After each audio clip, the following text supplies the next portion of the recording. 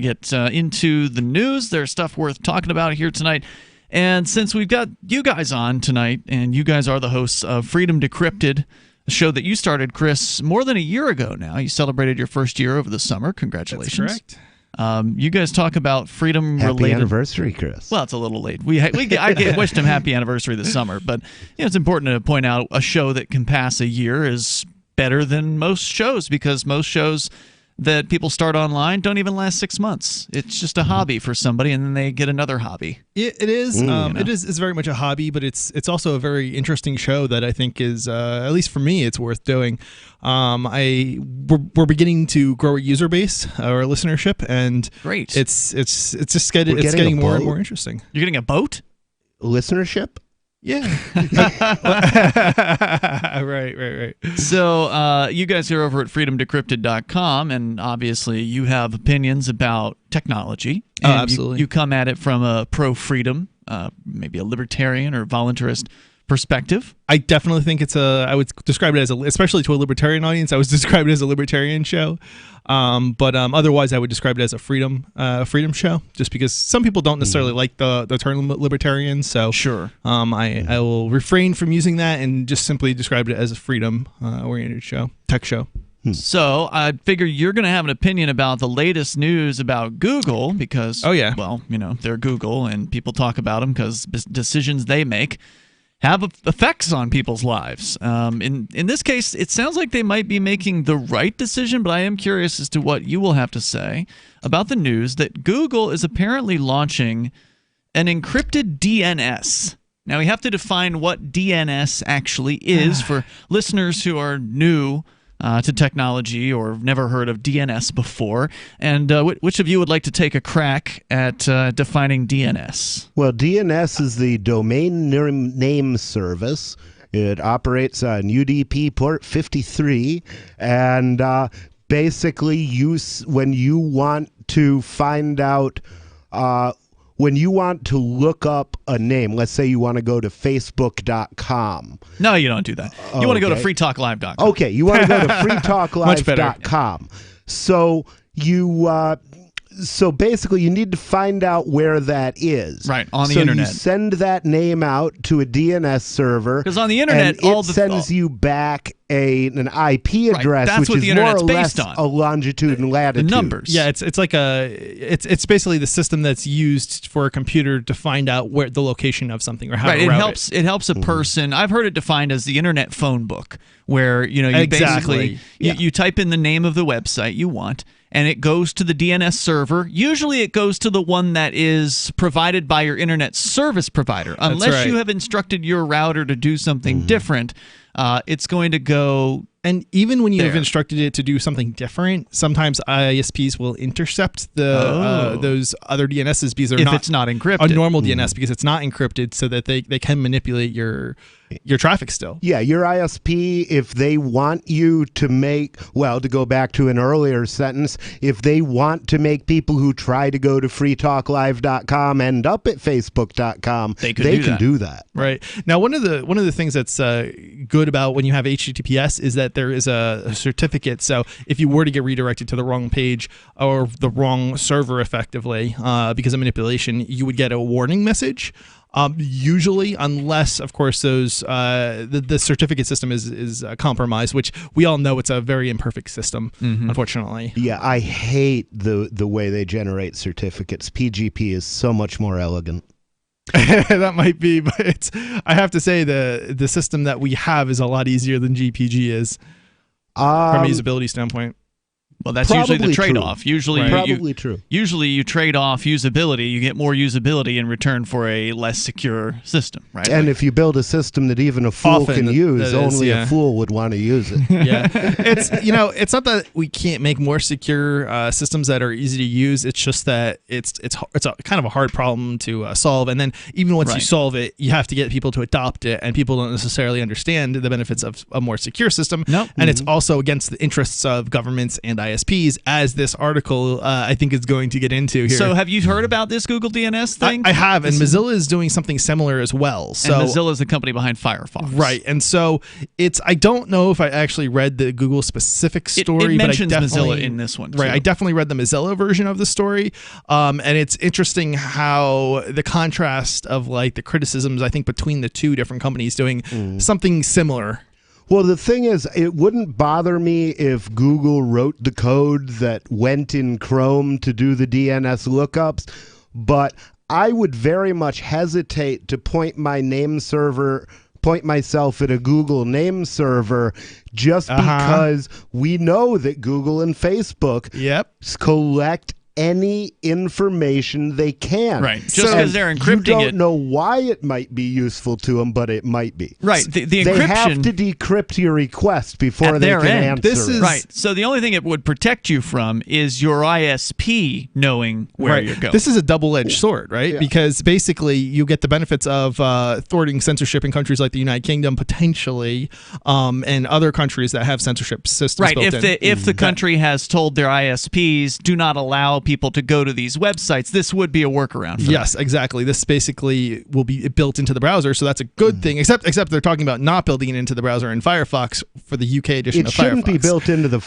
the browser. It should be an operating system probably service should be, so but it can be used across multiple applications. Unfortunately, I don't see Microsoft doing that, and I have yet to hear of any... Well, I don't care what Microsoft does. I'm not going to be running their code. Google already offers a DNS service. That's true, but it's isn't unencrypted. There's 8.8.8.8. Well, right, but they're talking about encrypting it. Right, in the story. Now, I'm assuming that would also be available with encryption. Presumably, it's not like going to block you if you're using some other application to send their DNS requests. But well, now could it? Hold on. When you set up your VPN, does your VPN virtual private network? Do you have a name service available across your VPN, and does that get automatically put in the proper place to make clients talk to it? So that's an interesting question. So the way it works with our setup is we actually direct users to use a third-party DNS provider that's not us. Who do you recommend?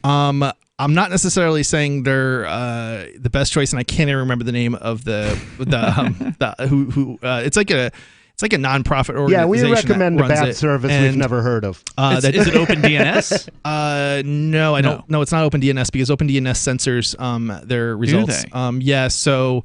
That doesn't sound very open. Yeah, well, basically, so this is why we're using a third party that believes in privacy and everything else, and we wanted to find make out who that independent is of us, so you can promote them. Well, yeah, off the top of my head, I can't recall. Look it up. Generally, my go to the break, solution look it up.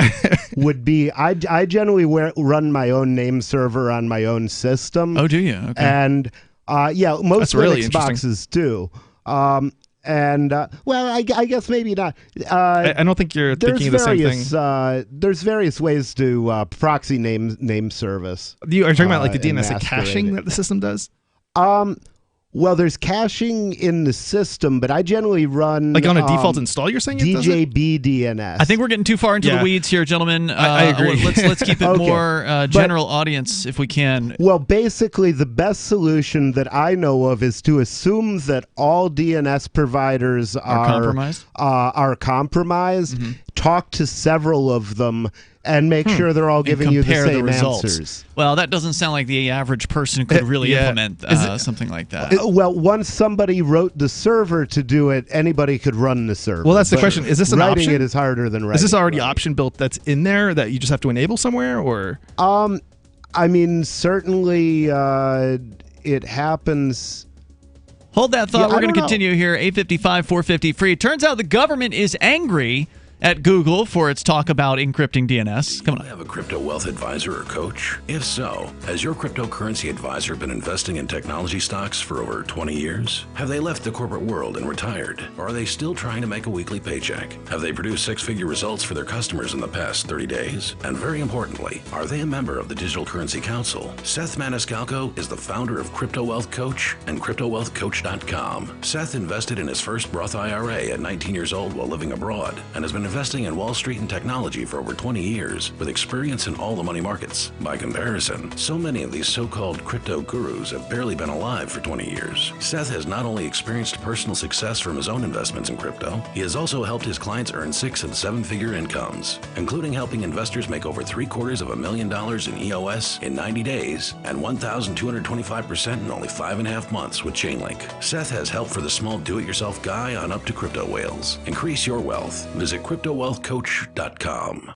Bitcoin.com has launched a trading platform at local.bitcoin.com, allowing you to buy or sell Bitcoin Cash via dozens of payment methods like PayPal, Venmo, bank deposit, remittances, or meeting in person with cash. There are no ID requirements to sign up for and use the site, and all communications between buyers and sellers are encrypted. Finally, a global trading platform that respects your privacy. Visit local.bitcoin.com to get started trading Bitcoin Cash. local.bitcoin.com. Divvy is crypto made easy. Anyone can use Divvy to securely and seamlessly spend, earn, store, or exchange digital money, the US dollar, and euros. Divvy is fast. Transactions happen in seconds with fewer fees. While other altcoins are languishing, the Divvy price has risen substantially against BTC. Now's the time to make a switch to Divvy or make your start with cryptocurrency with Divvy. Visit DivvyProject.org. Divvy is crypto made easy. Plus one-click master notes. DivvyProject.org. Again, DivvyProject.org.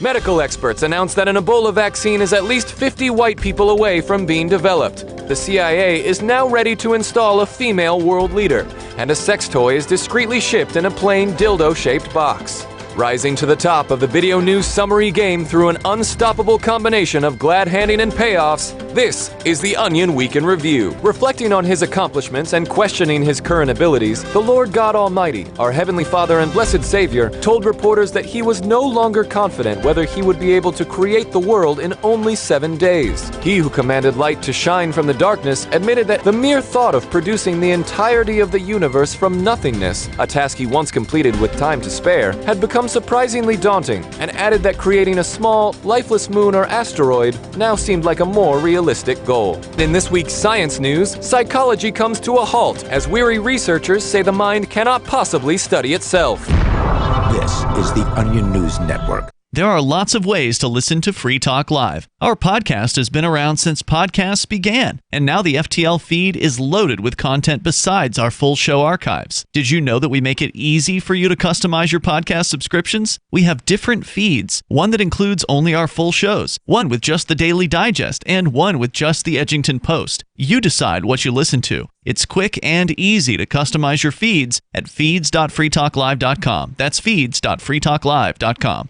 So you've signed the Shire Society Declaration and are planning your move to New Hampshire to be around more liberty-oriented people. Next, sign up for the Shire Society Forum at forum.shiresociety.com. There are a bunch of people there who are already in the Shire, and they want to meet you. If you're already in the Shire physically, you should also come by the forums. Remember, not everyone uses Facebook. New people are signing up for the Shire Society Forum every month, so drop in and say hello at forum.shiresociety.com. Love what we do? Please help support our international satellite channels at patreon.lrn.fm. That's patreon.lrn.fm.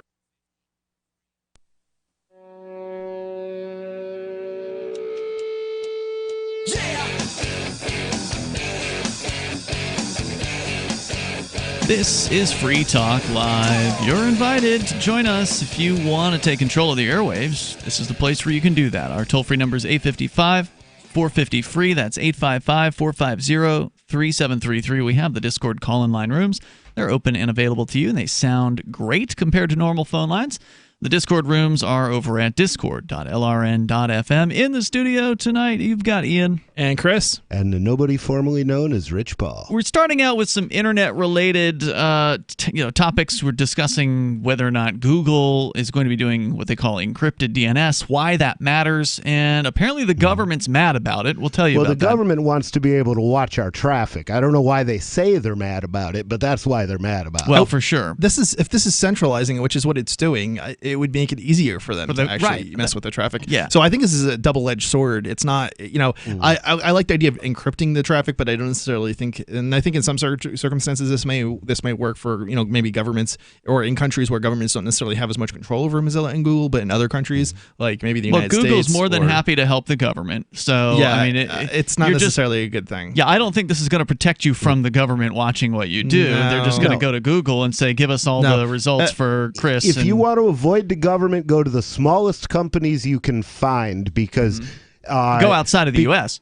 Or go outside of but they're not above doing the same kind of things outside the U.S. True, but a foreign company is less likely to respond to a U.S. government police request. Well, that's definitely true. They're less likely to be friendly to it. But even then, if you're concerned about your tariffs and Trump is saying, well, I can exempt your one product from the tariffs, then most companies are going to do that. The one company that I really wanted to buy stuff from was Hawaii, because they were actively at war with the U.S. government. I don't think that can they put a tariff on data crossing borders? Have they ever done that before? As a matter of fact, Europe is trying to do it to big data right now. The European Union is trying to tax Facebook and Google. Like what, by the gigabyte or something? How are they going to do it? No. Well, so what you're talking about is a little bit different. What I'm thinking of, they're not taxing the bandwidth directly. They're trying to tax financial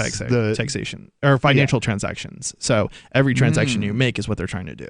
And I don't know what you're talking about. It's a little bit. I know what you're talking about, but it's a little bit different. That's like basically passing a law that specifically only targets companies making a certain amount of money in like a certain sector or something like that. I don't know what the details of that are. I might not be quite describing it right, but that's effectively what it is. So they want Facebook to collect a tax on any time somebody does a Facebook. They got some sort of money system on Facebook. Yeah, right? when people send money, is that all they wanted to tax? It's like every transaction that goes through your bank account effectively but it's would be just taxed at like it's 0.5% or something. Revenue. It's every transaction, from what I understand. So if you make a lot of small transactions, that could be a real issue. There's people paying each other on Facebook, I presume, all the time. Yeah, and every one of those transactions would be taxed. I got $100 that way once. If you if you move money from one bank account to another bank account, you'd be taxed on that transaction. Doesn't Facebook have a marketplace feature where there's Facebook has a marketplace, but it doesn't use currency and it doesn't have built-in payment features. Oh, really? Okay. There is built into Facebook Messenger, though, a send money option, and somebody actually did that for me when I was in jail. I got a $100 gift through Facebook. And the way that played out is they mailed me a Discover card, a Discover debit card. Wow. That is presumably still attached to my Facebook account, but that was the only time anybody ever sent me money. Huh. So once they've done it once, they don't have to keep sending you cards. Right, they'll just reload the existing card. Well, I mean, also, but I don't think Facebook ever holds the money. I'm guessing that their banking partners. Discover or their banking partners are doing all for of now. that. But once Facebook launches its own so-called cryptocurrency, that could change. It could. Yeah. I don't think they're going to launch the currency because I don't think the governments of the world will permit it. Well, it's easier to control corporations, I think, than it is. Well, I mean, it won't be any skin off my back if they don't do it. I mean, okay. Well, the thing is, the wonderful thing about their doing it would be the ability to use that Facebook payment system and suck money off your credit card and then turn it into Libra or whatever, send it to an exchange and trade it for a real crypto. All right, guys, let's go to the phones here. We can talk more about technology and such. Calvin, though, is on the line in Missouri. Calvin, you're on Free Talk Live, listening online. Good evening, gentlemen. Hey. Ian, Chris, and nobody. Welcome. Go ahead. Thanks. Well, before I get started, may I make a suggestion? Instead of voting for nobody, how about not voting for everybody? Well, the problem with that is it does nothing. And if you do nothing, you'll get nothing. That's the intention. Well, then, okay, do nothing then. Well, the problem is if we do nothing, then the people who do choose to vote end up in control of the massive stockpile of weaponry and firepower that is the U.S. government, and once they control those weapons, they can easily use them to kill us. I think it's an easy excuse not to vote when you start going down that line. It's not. Well, it is, as far as voting is concerned, Mark, who's one of our regular co-hosts, is right that it's, in most cases, statistically insignificant. At the national level, your vote really doesn't mean anything whatsoever. Which is what doesn't freak me out about it. Writing in Mickey Mouse, I think, would be more effective than not voting. But in the local elections, one vote can make a difference, and it has made a difference in local elections here in New Hampshire. So didn't we have a guy who lost by like 3 votes? There was also a tax issue in a nearby town that passed by 1 vote. That one vote could have stopped. The thing is, I think that people have to remember is it's not that your 1 vote is insignificant, but your essential, how do I say this? But the people that you agree with combined is not necessarily insignificant. So if you choose not to vote, you're only hurting your particular perspective on it. Right. And the most important thing to me is really the communications effect of it. Every time the number of libertarian when people hear about libertarianism, maybe they think, hey, this sounds like good stuff. Maybe we should do this. Maybe we should get rid of the government and be free. How many people believe that? Oh, well, Gary Johnson got 2% in the last election, so the number of people who believe in libertarianism is negligible, and there's no point in investing in those ideas because they will never be carried out. Now, if you saw a 20%... Yeah, but that's at the national level. Well, libertarians don't do much better at the local level. Well, I don't. They rarely get more than 3% in a three-way race. I wouldn't disagree with you there, but we also don't have, even where we have a significant libertarian population, we're still a small minority of the overall population. Certainly. Right. But the more of us who go out and vote, the more we puff that and appear to be bigger than we are, the more people are going to take the time to read something about libertarianism and find out what it means. There's a potential for us to have a disproportionate impact. Now, whether or not we are... if we're willing to be disproportionately dedicated. Right, Calvin, hold on. I realize we just went off here, so I want to give you a chance to come back and respond to this. Is he still there? He's still there. He was listening very patiently as we continue to Hobbs for me. To ramble here. The toll-free number is 855-450-FREE. We'll talk about non-voting and why it's not a strategy to do anything of success. 855-450-FREE. Like freedom is our number, and yes, it is important to puff up the numbers, which is why we need libertarian types to move to New Hampshire so we can have a larger portion of the population in a small geographic area. More coming up. I want to tell you about my favorite cryptocurrency wallet, Edge Wallet, at edge.app. Edge is the wallet I use more than any other, and that was true long before Edge Wallet became a sponsor of Free Talk Live. Edge Wallet allows you to buy, sell, trade, and securely hold your cryptocurrencies, including Bitcoin, Ethereum, tokens, Monero, Ripple, Dash, Bitcoin Cash, and more. It's available for both Android and iOS, and you can download it via the Play or App Store or via Edge Wallet's website, edge.app. Secure your freedom with Edge Wallet. You will understand the true intent of the Founding Fathers when they wrote the Constitution if you attend this free webinar. Chris Ann Hall, president of Liberty First University, doesn't simply regurgitate what some professor or expert has said about the Constitution. She relays the thoughts and opinions of those who wrote the documents. Her straightforward, passionate, easy-to-understand style lets anyone grasp the principles of liberty. Join us at lfu.freetalklive.com to watch the free pre-recorded webinar. Watch now at lfu.freetalklive.com. Since time began, tyrants have taken aim at personal liberties. Now there's a movie that aims back. The government has no more right to tell us what to put in our bodies than they have to take our guns or tell us what books we can read. 6 drug police were eaten by bears while raiding a marijuana farm. On your knees, you dirty hippie! Jesus. On your knees! What's the problem, officer? Today, many cops who enforce pot laws do so only because it provides them with cushy jobs, good benefits, and a chance to push people around. I was an undercover narcotics officer. The drug war is nothing but a farce. The Second Amendment says you gotta keep you and your get intact. Guns and Weed, The Road to Freedom. A film by Michael W. Dean and Nima Vadadi. DVD available now at gunsandweed.com or on Amazon. That's gunsandweed.com. Makes the perfect gift. Remember, that's gunsandweed.com. The new 4th edition of Healing Our World, The Compassion of Libertarianism, will take your understanding of liberty to a deeper level and has over 1,300 updated references, new cartoons, and a foreword by Dr. Ron Paul. With discounts for multiple book purchases, the 4th edition of Healing Our World is a great gift for the liberals, pragmatists, environmentalists, and Christians in your life who think libertarianism is cold-hearted. Get yours today at healing.freetalklive.com and use promo code FTL for a $5 discount.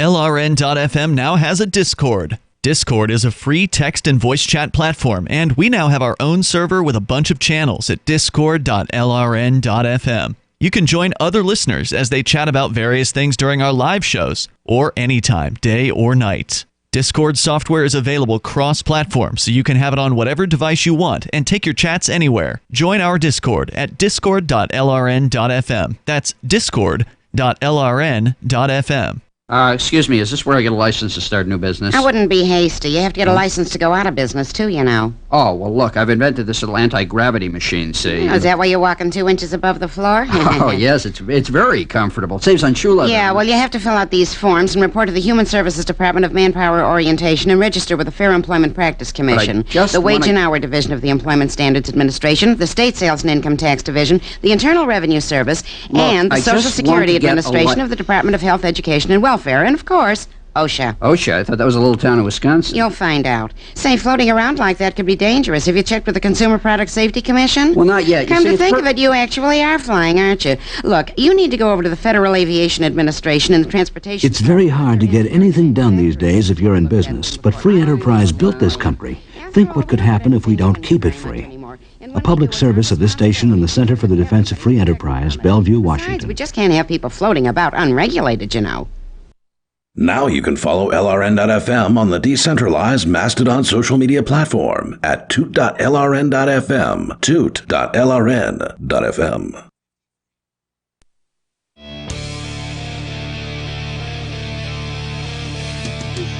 It's Free Talk Live. You can bring up whatever you want here. The toll-free number is 855-450, free like freedom. That's 855-450-3733. We have the Discord call-in line rooms at discord.lrn.fm. Jump into one of those. You'll sound great. Whether you want to talk about encryption on a DNS service and what that means, or voting, as our current caller, or who we're going to bring back on the line here in just a moment, brought up tonight. It's Ian, Chris, and nobody in the studio tonight. But I also want to make sure you know about helpmetakebitcoin.com. Was just out and had some dinner at the local Indian restaurant here in town that takes cryptocurrency, and I was able to use the AnyPay platform to accept my Bitcoin Cash. You can spend different cryptos through AnyPay. They've got Bitcoin, Dash, Bitcoin Cash.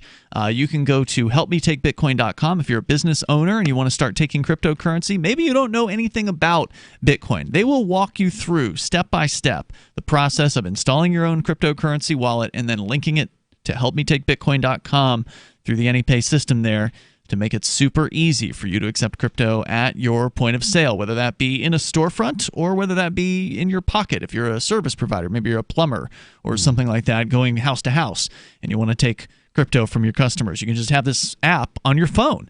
It's very simple. There's apps for iOS and Android or any web browser. HelpMeTakeBitcoin.com. There's no ID verification. There's no paperwork, no nonsense when it comes to signing up and get started. And it's free to accept crypto, unlike pretty much every other service that competes with AnyPay. All the other ones are charging for that service, so you can do it for free through helpmetakebitcoin.com. That's helpmetakebitcoin.com. Let's bring Calvin back on the line here. Calvin, you'd called in talking about the issue of voting. You seem like you're somebody who supports not voting whatsoever, and I want to hear your pitch. Like, you're up against three guys who are, well, Chris, you're not running for office, but your partner is. Yeah, Bob and of course, nobody. You're running for mayor. I'm in the city council race here in Keene, New Hampshire. So we're all participants in the political system here. What's your reasoning for not voting, Calvin, or for advocating for that? Well, I did call in to discuss the DNS topic, but what I wanted to mention with not voting is that Taoism, which is Eastern philosophy's equivalent to the Western anarchist philosophy suggests that by doing nothing, nothing is left undone. And I think that's reflected in anarchist philosophy in that you don't want to empower the system that's oppressing. So it's very much tend to. I'm sorry. Well, how is that empowering? The status quo. It doesn't. It's not voting is empowering them, if anything. Well, it's legitimizing the system of government. How is it legitimizing? Yeah. I'm sorry, I don't want to interrupt. Go ahead and finish your sentence, bro. Well, it's legitimizing the system of oppression by participating in it. It's like the slaves partaking in the institution of slavery to free themselves. So, do you pay taxes? I better. Reluctantly, yes. Okay, so you're legitimizing the system. Not only are you legitimizing it, but you're actually funding the system of oppression. Well, that much is true, but I don't pay them willingly. It's kind of a gun to our head. Very few people pay taxes voluntarily. So I have a question. Has anybody actually come to your house with a gun to your head for not paying taxes? Well, the threat is great enough to force the action. Millions of people don't pay taxes. Millions of them every single year in the United States, and most of them get away with it. Yeah. I've only filed 1 year since 2009. Since 2000. The only reason I filed that 1 year is because they had withheld some money, and it was like, okay, well, I can get it back by doing this, and otherwise I leave it in government hands, so I'm going to take it. It seems like a poor argument to make if you're paying taxes, but if I could kind of follow if you're not paying taxes, maybe. But almost everybody, when you talk to the non-voting advocates, if you ask them that question, because they always bring up the objection of you're legitimizing the system, and my next question is always, well, do you pay taxes? And their answer is always yes. And they always complain about how they don't like doing it, but they're scared of the government. So really, I mean, if you want to make an impact, why don't you go all the way with non-compliance? That's not to say that I have. That's not to say that it. I pay all taxes, but sure. You can avoid the ones that are easy to avoid. Yeah, but here's the thing. I think your point. You're doing more damage than somebody who goes out to vote. Voting is relatively insignificant, but you are actually funding the machine that is oppressing you, and yet you're calling up to act like not voting is somehow some sort of a progress. Well, I will say to that extent that I am minimizing my impact on funding. And minimizing it great. So it's not, and the taxes that I am forced to pay, I'm not doing so with a smile on my face either. So it's, again, a gun to the head situation. Yeah, and personally, I mean, I'm not going to judge you either way you go on taxes. I'm not going to judge you either way you go on voting, because we all have our own set of trade-offs that we make. I pay property tax for the church. I mean, we all make those trade-offs, because if we don't, they'll kill us, and then we won't have any choices left. I will be critical, but only if you're going to make the argument that voting, contributes and legitimizes. Right, legitimizes it. But then, you also pay your taxes, because that just doesn't make any sense. So if you're paying taxes because there's a gun to your head... If you're paying taxes because there's a gun to your head and the government is the gun in the room, it's the violence that backs the system, then why not go ahead and vote since there's a gun to your head? If you could reduce the burden on the people who are being forced to pay taxes, and sometimes there are tax issues up for a vote where you can actually vote against a proposed tax increase. Aren't you essentially... Or you can choose to vote for nobody instead of voting for Sununu and get a tax cut that way if enough people do it. I don't have a problem with people going out and voting for effectively nobody who's going to win, because at least that's doing that's making a statement of some kind, saying, hey, there is this alternative block where people object, which will encourage more people to vote. But if you don't do anything, then you're just contributing to your own. And I don't think our candidates, I mean, outside of New Hampshire, where our candidates actually do get elected sometimes, I don't think our candidates are necessarily going to win, but I think it does have a good public relations effect if you go in and make a vote that's going to be interpreted as voting no. Yeah. And that can be voting for nobody. It can be voting for the Libertarian Party. It can be voting for a person that is, if they get that job, is going to do it in exactly the opposite way of the way the powers that be want it done. I can understand the people who feel like voting doesn't do anything, and I think to some degree they're right, but at the same time, well, that's all the more reason for people to get up and move to New Hampshire and actually join with other people that are like-minded, where it can make a difference, right? Yeah, at least if you're a libertarian. Yeah.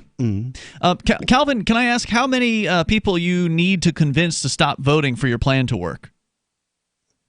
Well, it's not any sort of a plan. It's just that you don't need a plan to object in every way possible to a system. Doing nothing isn't objective.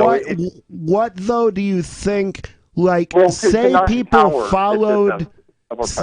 Say people followed your advice, okay? And more people stop voting. So right now, I think it's like 80% of the people don't vote. Let's say it goes up. Well, in a municipal election, it's probably 90%. 7%. We had 7% turnout in one district in Keene last time.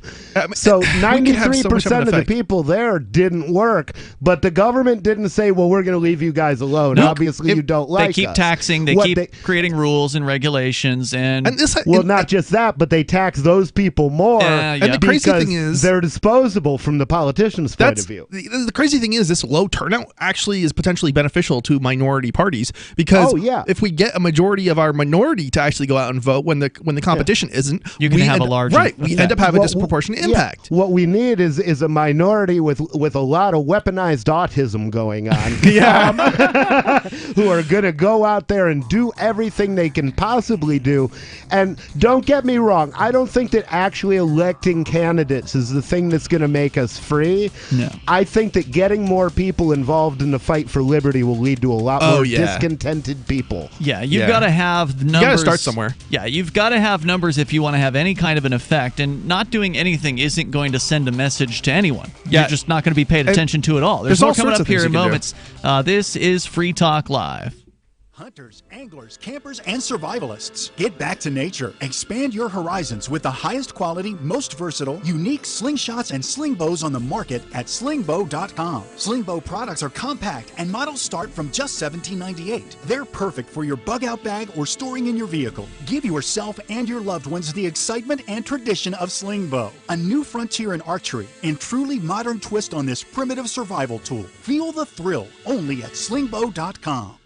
Would you like to get back that full head of hair from years past? Introducing Reveal from GCNlife.com. Beverly Hills dermatologist Dr. Nathan Newman invented Reveal, which contains polypeptides with natural botanicals and no parabens, sulfates, silicones, or dyes for a salon-quality hair growth product. Reveal. Here's Dr. Newman. I have treated a lot of patients who lose their hair and they lose their confidence. We've created a unique set of polypeptides, which we call HPT6. The HPT6 contains the polypeptides from 6 different plants. The scalp infusion treatment should be used on wet or dry scalp. The Reveal hair care system is designed to be used for men and women alike. Get Reveal at GCNlife.com with a 30-day money-back guarantee. So try Reveal today at GCNlife.com or 844-443-6637. Plus a discount up to 25% off for Reveal at GCNlife.com or 844-443-6637. Most of you know that heart disease is the #1 silent killer in the U.S. What if I told you for just $54.95 a month you could fight against heart disease naturally? At Heart and Body Extract, we've been helping thousands of people get back to a healthier heart. Don't just take my word for it. Check out all of the success stories at hbextract.com or to order, call 866-295-5305. That's 866-295-5305. hbextract.com. Don't risk it when you can take charge of it.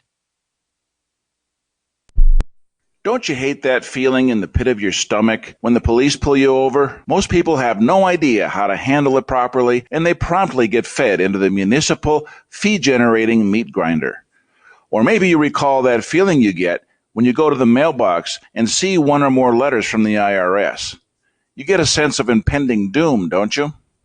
So let me ask you, if you could learn how to use the law to beat the IRS, traffic tickets, almost any courtroom scenario, collectors, credit card debt, and even mortgage debt because of fraud perpetrated against you, would that be worth knowing about?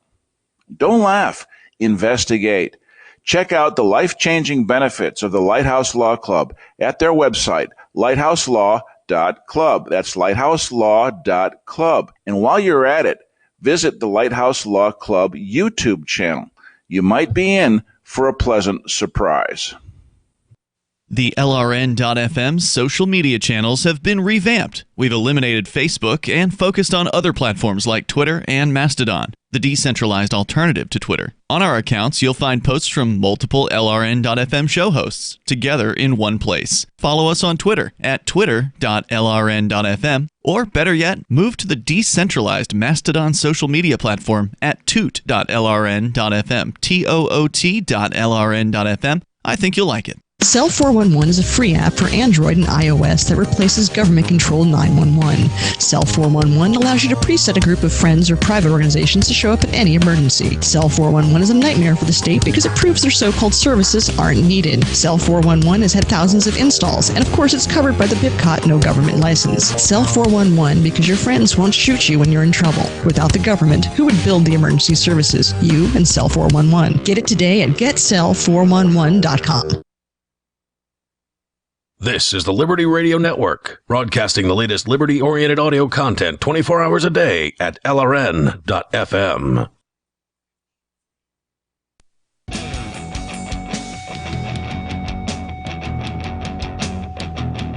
It is Free Talk Live. Toll-free number 855-450-FREE like freedom. That's 855-450-3733. I actually held on to Calvin because it's an interesting conversation. It's one that inevitably we will continue to have as more, and I think it comes from as more libertarians get frustrated, right? Like I think the whole non-voting drive for these libertarians comes from the failure, right? Oh, they failed again. They failed again. The libertarians failed to get more than, and I'm talking local elections here. They failed to get 2%, 3%. And it feels like banging your head up against a wall. And I wouldn't blame anybody who's just like, you know what, screw it. The only person who should feel like that is somebody who has unrealistic expectations about what can be achieved, given a certain amount of time. Nobody. Well, it's been decades. Decades, yeah. But you're talking about a migration movement. You're talking about I'm not talking about migration. I'm talking about libertarians outside of New Hampshire. And their frustration. Right. If you're in New Hampshire, you shouldn't be frustrated because we're winning elections here. Well, but there are people who have unrealistic expectations who have moved to New Hampshire, and that's what those people think it's going to happen next week. No, it's going to happen slow. Those people think the state is going to fail next week. They think they're going to bring the whole system down because a bunch of us are here together. And the fact is, it takes a long time. Right. But I think where people like Calvin are coming from, and we're going to bring it back on here in a moment, because he also did want to talk about DNS. Yeah, absolutely. We can get back into that.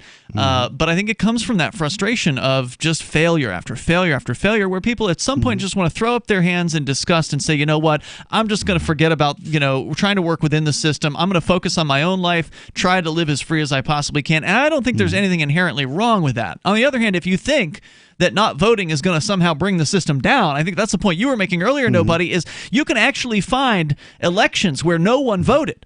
This does happen. What? If you want to bring the government down, I would say don't stop voting. Here's what you do. Quit your job, go on welfare, run an agorist business. Suck as much money out of the government as you possibly can, give them none back, and provide something useful to your neighbors. So, but to answer your question, there are some smaller towns, usually a smaller town is when you see this, where in some cases, not even the candidates themselves bothered to show up to vote. And you know what happens? As you said before, Nobody, even in lower turnout ones, the government continues. In zero turnout elections, the government continues. How can it be zero turnout don't the election workers themselves take 5 minutes Apparently while they're sitting there alone all day to cast a vote? I guess they didn't. I don't know. Or maybe it's a mail-in vote or something. I don't know. But maybe they don't let election workers work in their own district? No, that doesn't make sense. It doesn't make sense. But either way, there have been news stories about this happening. And what happens?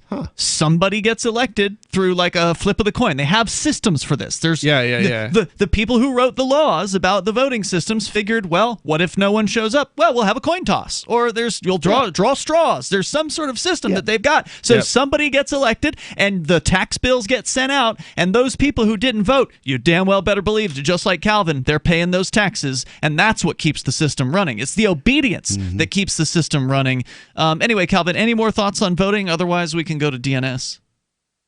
Well, I just want to respond with my subtle suggestion isn't coming from a place of frustration out of failure. It's coming from many hours of deep contemplation. So I just want to make that part clear. But nonetheless, it was just a subtle suggestion to my main topic of why I wanted to call in. Well, hold on. Before you go on, I got to respond to that one. And that is to say that if libertarians, actual libertarians, like principled, pro-freedom people, were winning election in your area, would you still feel the same way about not participating? If they were rolling back the government, if they were ending government programs, if tax burdens were coming down, sort of this libertarian fantasy, if that were actually happening in front of your face, would you still have come to the same conclusion? This might come as a shock to the host and some of the listeners, but yes, I would still have the same suggestion. Well, good luck convincing other people to go along with the plan. I've got a question for you. Do you think that the system... Everyone else is just... It is really just a subtle suggestion. Even presented with there's no plan or campaign that I'm waging. It's just a suggestion. Okay. Even I've got one question for you. Do you consider the system to be illegitimate? I think it's shown itself to be very hypocritical, and I think I find things that are contradictory and hypocritical to be on their face illegitimate. Okay. Would you disagree? No, I would agree. I think that it is legitimate. Now, tell me this: how many votes would have to be cast before it became legitimate? I didn't say that I thought that it was legitimate or they. Well, I know you don't. But the question is there a certain number where if 98% of people vote, the system becomes legitimate? If 99% of people vote, is the system legitimate? So if 98 or 99% of people thought something was right when it was actually wrong, does it make it right? I don't think so. Okay, so that would then your answers tell me that voting does not legitimize the system, because no matter how much you vote, the system remains illegitimate. I don't understand how you can continue to have this philosophy when the evidence contradicts what you're saying. I mean, when the system continues on, regardless whether or not anybody votes. You ever been to New Hampshire, bro? I have a few times. A couple pork fests. Is this Calvin from Mark Stevens? Calvin? That's right. Oh, hey, man. I didn't know this is somebody we do. I figured it was him earlier on, but I haven't heard from you in a long time. It's been a long time. It has been a while. I'm trying to get reactivated on the Shire Society forums. I'm running into some trouble, but that's an issue for another time. Okay, well, send me an email about it. Yeah, get in touch on Discord or something. We'll make that happen for you. All right, make your point about DNS. Sure, maybe. Okay, so maybe I'll open a thread on the voting topic. But with the DNS, and you guys have alluded to this a few times through the program, is with blockchaining. There are a few blockchain solutions for DNS. And the reason why this is such a huge problem is because DNS, the domain name service, is one of the weak points of security in the Internet, where a lot of espionage and interception takes place. So I'd like to see more developed in the way of using decentralized solutions to this because this is one of the few points of the Internet which is still centralized and one of the most vulnerable. So I just doing a quick DuckDuckGo search, I was able to find a blockchain DNS, and they have extensions for Chrome and Firefox browsers, but that might be a solution to consider. Now, are you talking about like Namecoin and some of these other... Namecoin is an implementation of DNS, I believe. Yeah, I think he's right. Like, ultimately, we do need to move in that direction, and I think the place that we have the best chance of that happening is through the browser I don't think though the problem is the nice thing about Namecoin is it gets us out from under registrars. It gets us out from under licensees, people who can do special things that other people can't do. I hate that. I'm skeptical that Mozilla or Google or any of the major browser companies are going to do that. They're going to support it. Well, their source is out there, so if we do it, they can't stop us. That's true, but unfortunately, if you don't have at least the major browsers on board with some sort of decentralized DNS system built into the browser, you're basically getting a domain name, and nobody's going to be able to access it still. Yeah, that's one of the problems. The thing is, there's like half a dozen C functions that are used for DNS. You can rewrite those half dozen functions to go talk to Namecoin in a shared library, and the browser doesn't have to know or care what you're doing. Well, I'll tell you this about the decentralized options. There are a couple of them now. I heard that Ethereum may have one as well. I think that's been in the news. One of the major ones has one. I don't think the market has really sussed out who the winner's going to be of this. I remember years ago. Not. Oh no, we haven't even figured out who's the winner on transferring value. It's like this. These alternative DNSs have been tried time and time again. Not necessarily decentralized DNSs, but just alternative DNSs for different domain extensions, and they failed again and again and again. So trying to get this adopted, it really has to be an initiative of Mozilla probably.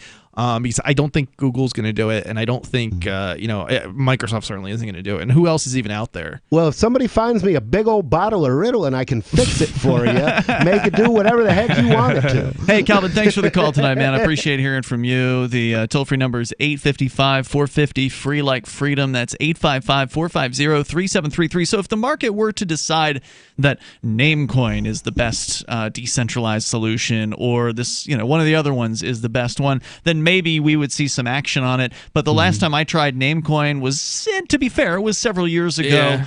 It was clunky. It was hard to handle. It was not something that the average person could go in there. And can it even scale? Yeah. I don't know the answer to these questions. They need a lot of work. They need a lot of work. I think the idea is a wonderful thing, and decentralized name service is essential. How big do you think the DNS database for the whole internet would be if you threw it on one hard drive? I don't think it's going to be that big, to be honest. But a couple of terabytes? Yeah, I think it could be decentralized probably. I just don't, I don't know. So why not just build the whole thing into one database and share it by torrent? The toll-free number tonight is 855-450, free. You can join us here on the radio. We can talk about net neutrality coming up. Warning, this is a privacy alert. You are being spied on right now as I speak by your phone. If you want this to stop, visit GoDarkBags.com and we'll show you how elite military units protect themselves and how you can too. GoDark Bags are lab tested and guaranteed for life. Visit GoDarkBags.com now and enter discount code FTL to save 15%. That's GoDarkBags.com. Discount code FTL. Your privacy depends on it. End transmission. Gold has definitely been on the move recently, and there is no more secure investment historically. McIlvaney ICA has been helping people take delivery of precious metals and find storage options for decades. They've helped thousands of investors with their precious metal IRAs. Call ICA today for your free portfolio review at 800-525-9556 or download their free report online at ICAGoldSilver.com to learn how you can double your gold and silver ounces even within an IRA. 800-525-9556. ICAGoldSilver.com. Are you a cryptocurrency advocate? The Crypto Tip is the ideal outreach tool to help new people discover cryptocurrency. It's a printable business card-sized tip that you can give to service providers, preferably in addition to a good cash tip. When the server scans the QR code, it'll bring up an explanation of cryptocurrency, how to install a wallet, and allow them to claim the tip. If they don't claim the crypto, you get your tip refunded to you after a time period you specify. Plus, if they do claim the tip, you get an email alert. Create as many tips as you want at cryptotip.org. That's cryptotip.org.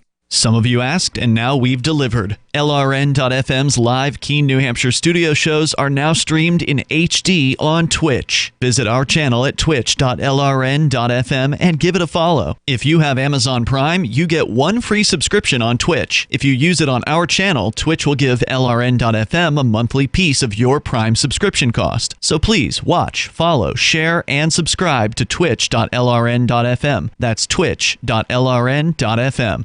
You're listening to the live edition of Free Talk Live. Hour number 2 is next after the news here on the Liberty Radio Network at LRN.FM.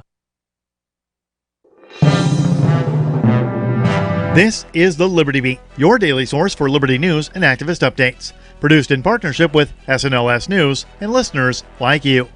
Online at libertybeat.news and snls.news. I'm Mick Murrow with your latest edition of the Liberty Beat. Gold is trading at $1,507, silver at $17.59, and Bitcoin is trading around $8,274. Today's prices are brought to you by InnoScale. Take off with Managed Cloud. Looking for a safe, secure way to store your important files online? Let InnoScale handle it for you. Their high-availability cloud servers are the perfect solution for clients needing one or more secure, scalable servers with built-in hardware failover protection. For details, see them online at innoscale.net. In the news, a large military parachute training exercise went horribly wrong at an Army base in Mississippi late Wednesday night, resulting in nearly 24 soldiers suffering injuries as a major emergency response situation unfolded. The Mind Unleashed reports a U.S. Army spokesman described to the Associated Press that about 89 soldiers were aboard a C-130 for a night jump at Camp Shelby. But upon exiting the airplane, high winds blew the paratroopers far away from their intended drop zone and into a forested area. At least 22 soldiers were injured in the jump, with 7 hospitalized with more serious injuries, though none were reported as life-threatening. It was part of a 10-day exercise involving over 900 paratroopers and heavy equipment drops, in one of the largest war game exercises of its kind that Camp Shelby has ever hosted. The Liberty Beat is sponsored in part by Brave Botanicals, high-quality kratom and CBD at reasonable prices with excellent customer service.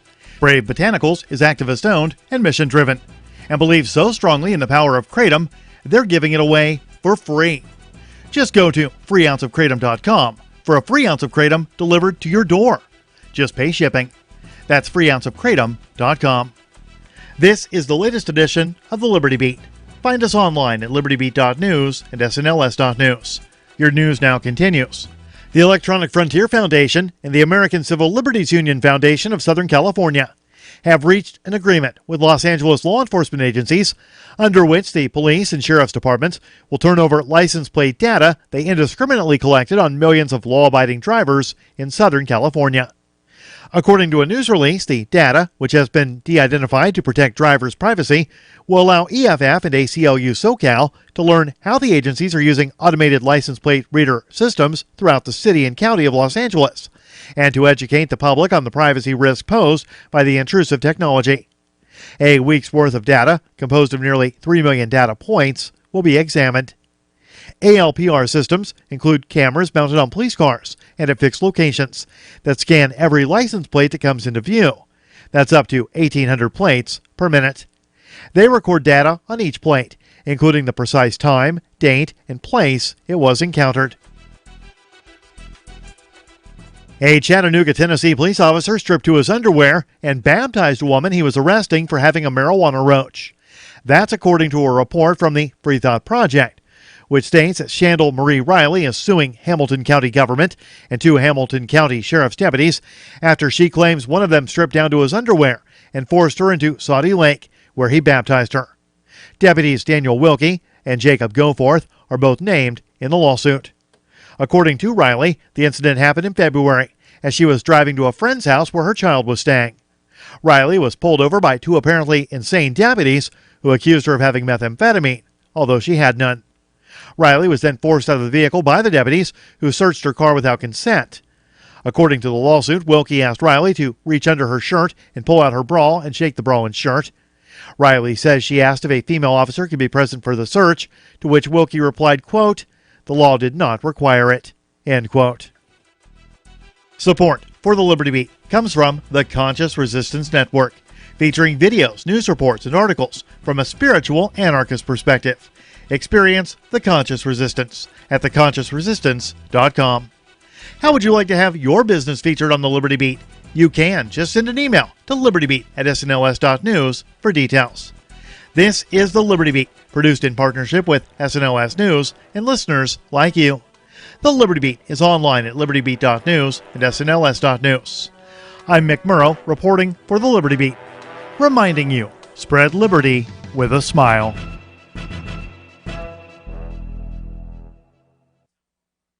Reflecting on the persistent troubles it caused his sibling during childhood, local doctor Daniel Barrett told reporters this week about his average-looking brother, Kevin, who first inspired him to be a cosmetic surgeon. As a kid, I remembered thinking that there was nothing I could do for Kevin. Watching someone you really love and care about suffer from a weak jawline or unsymmetrical features, it had a major impact on me. And in this week's local news, a community theater gives the part of Blanche Dubois to Kathy Hamilton. In other news, a moviegoer manages to sneak candy past a teenage usher earning $7 an hour. A new app matches you with others in the vicinity who wasted $2.99 on the same app. And a Roman centurion crawling out of a New York City manhole cover is in for one wacky adventure. Having graciously spread my knowledge to the uneducated masses, I now return to the stately, elegant ranks of News Announcer Society. For more, keep checking theonion.com. This is the Onion News Network.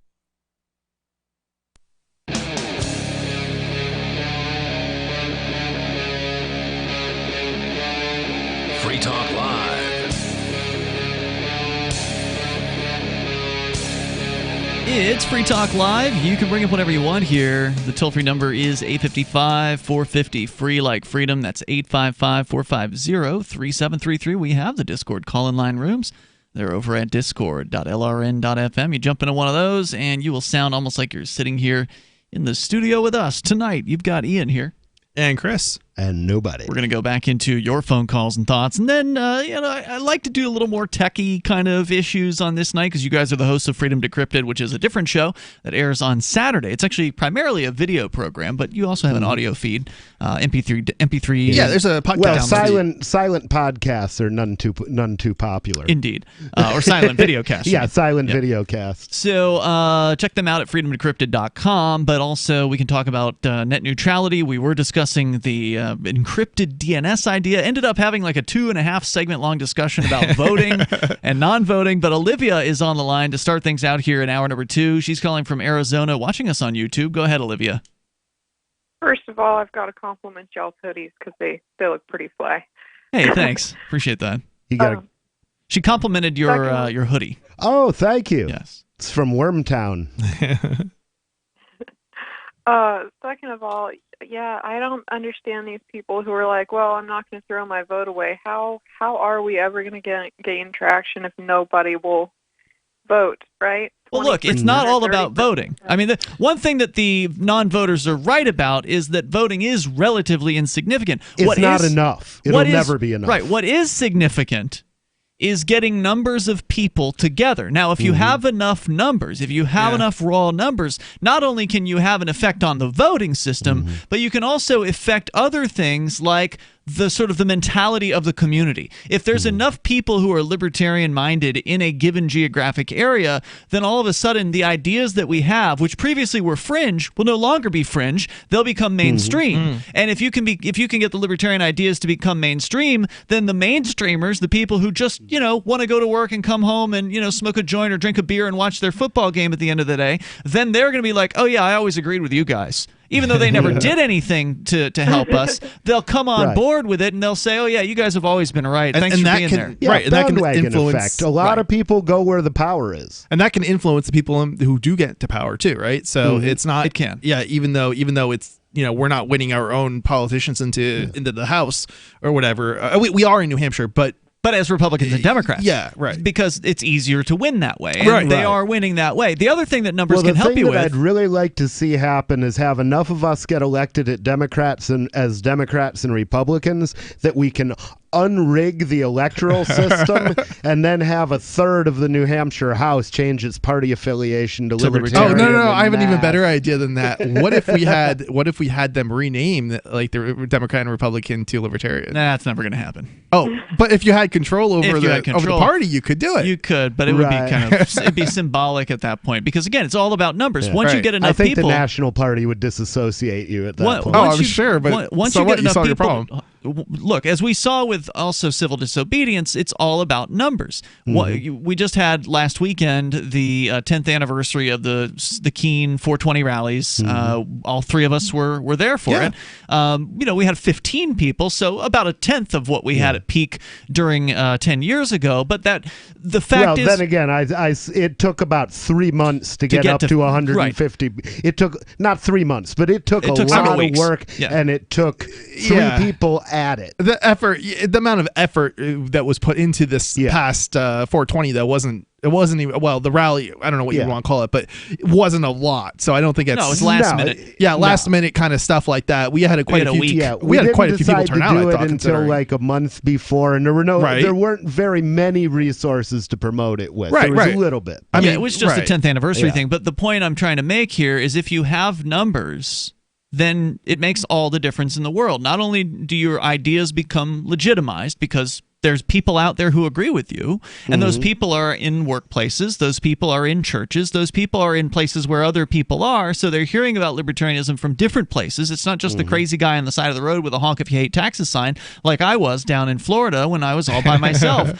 I got plenty of honks, but not much help. Right. I still want to take that picture of me out by the side of the road with the "Will govern for food" sign, but go ahead. So not only do you have the ability to influence through just the fact that you're in the community in so many different places and in the media and in workplaces and such, but also if you go out and do civil disobedience with large numbers of people, the police are helpless. They can't do anything about it. So it's all about... They showed up with what, a dozen cops when we had 150 people out on the common, and they just stood there. Yeah, I think the funniest thing is when you guys went to the police station and smoked up in the police station after somebody was arrested. Perfect example. I mean, what could they do? There was nothing. They couldn't... They didn't have enough cages to put 28 of them. That's right. That's right. So it's all about numbers. And unfortunately, libertarians are still distributed throughout the whole country.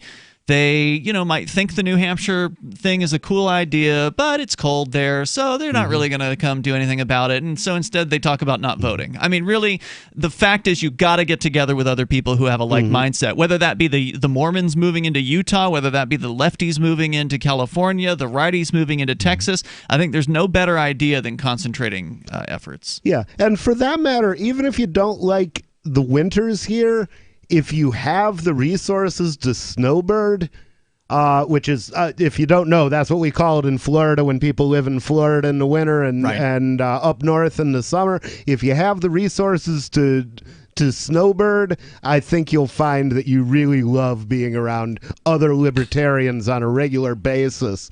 The nice thing, because when I was surrounded by statists in Ann Arbor, it's like I would be questioning my own sanity. I was like, how can everybody be? Maybe it's not everybody else who's blind. Maybe it's me. I'm just amazed at how much happier I am just being amongst other people who think like me. It's like it was so depressing in New Jersey, to be honest. Like like my entire life was like, I wasn't depressed, but like, it was depressing. You know what I mean? It's like there's nobody who thinks like you. And it's like you're all alone. And then all of a sudden you're amongst all these really awesome people who think like you when you move here. And it's like, and there's people like fighting over the stupidest little tiny differences. How is that not something worth moving over? Well, we get spoiled very quickly. There's a running joke about the Free Divorce Project because a lot of married couples move to New Hampshire and then get divorced. Yep, and somebody was saying, "Why is that? Why is that?" And I think what it is you put two libertarians in the same room out in the world, and they're like, "Oh my God, we're like two peas in a pod. We're exactly the same." But then you take those same two libertarians and you put them into a group of 2,000 libertarians, and they say, "Oh wow, there's like half a dozen people better suited to me than this person that I thought was perfect for me because I was looking at them in comparison with this deranged place where I'm living." All right, Olivia, go ahead. Oh wow, no, that was really interesting and well said.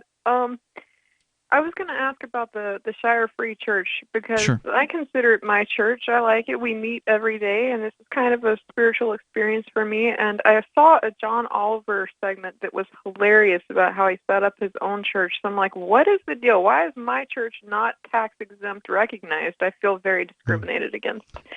My church is tax exempt. All churches are supposed to be tax exempt and tax deductible. Is that in New Hampshire or nationwide? That's nationwide. That's the the right to IRS. freedom to religion. Interesting. The IRS is actually pretty good from what I understand about respecting churches.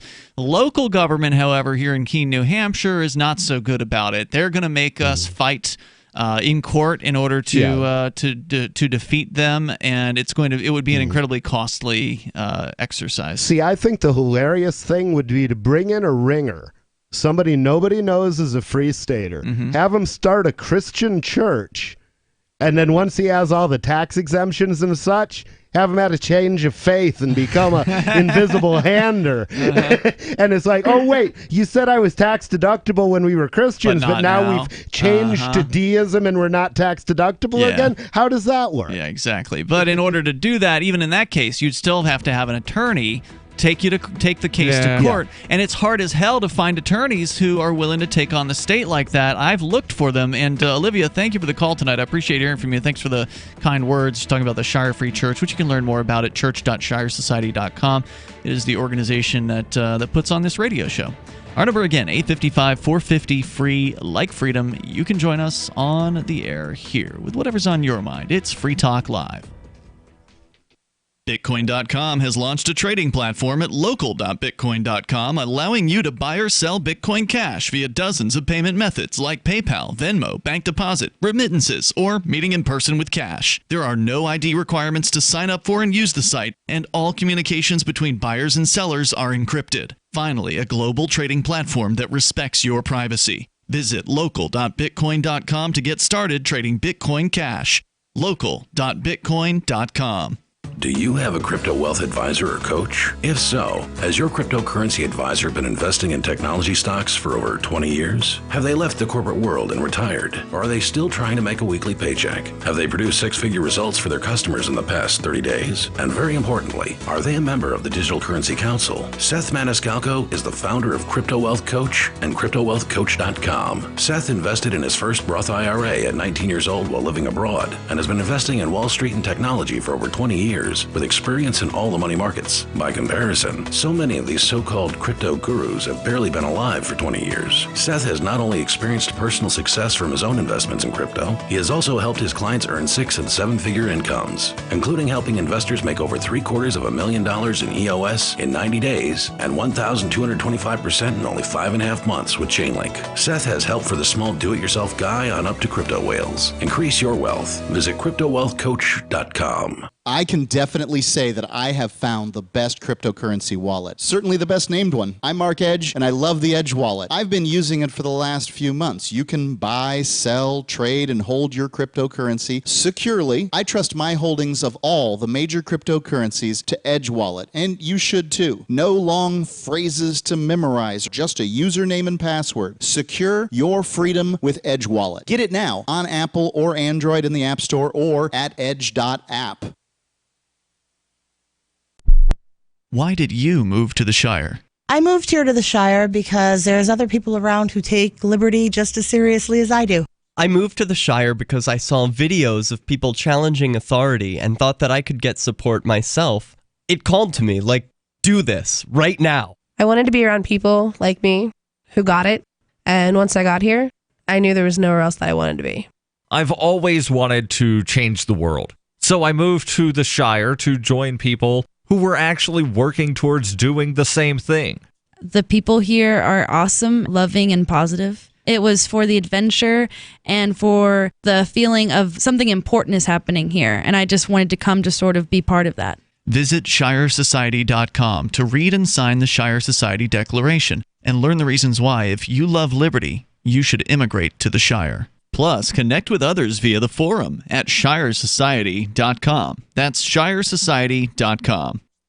So you've heard all 3 hours of the latest episode of Free Talk Live, and you're still hungry for liberty-oriented audio content? Did you know that we have another 24/7 audio stream at LRN.FM? The Liberty Radio Network airs the latest episodes of some of the best liberty-oriented podcasts on the internet around the clock. In addition to recorded content, you'll also hear live shows like Free Talk Live, originating from our Keene, New Hampshire studio. So listen anytime at LRN.FM. That's LRN.FM. Are you tired of your taxes funding endless occupations around the world? Antiwar.com is run by people who understand that wars abroad become wars at home, wars on our freedoms. Antiwar.com is dedicated to bringing you the latest in news, views, interviews, and reviews from the top movers and shakers in the anti-occupation movement. Antiwar.com has it all, from thorough foreign policy analysis to interviews with whistleblowers who used to run the military-industrial complex. Anti-war, pro-free market. That's antiwar.com. You can sign up to receive the latest about the Liberty Radio Network via our email updates at updates.lrn.fm. That's updates.lrn.fm.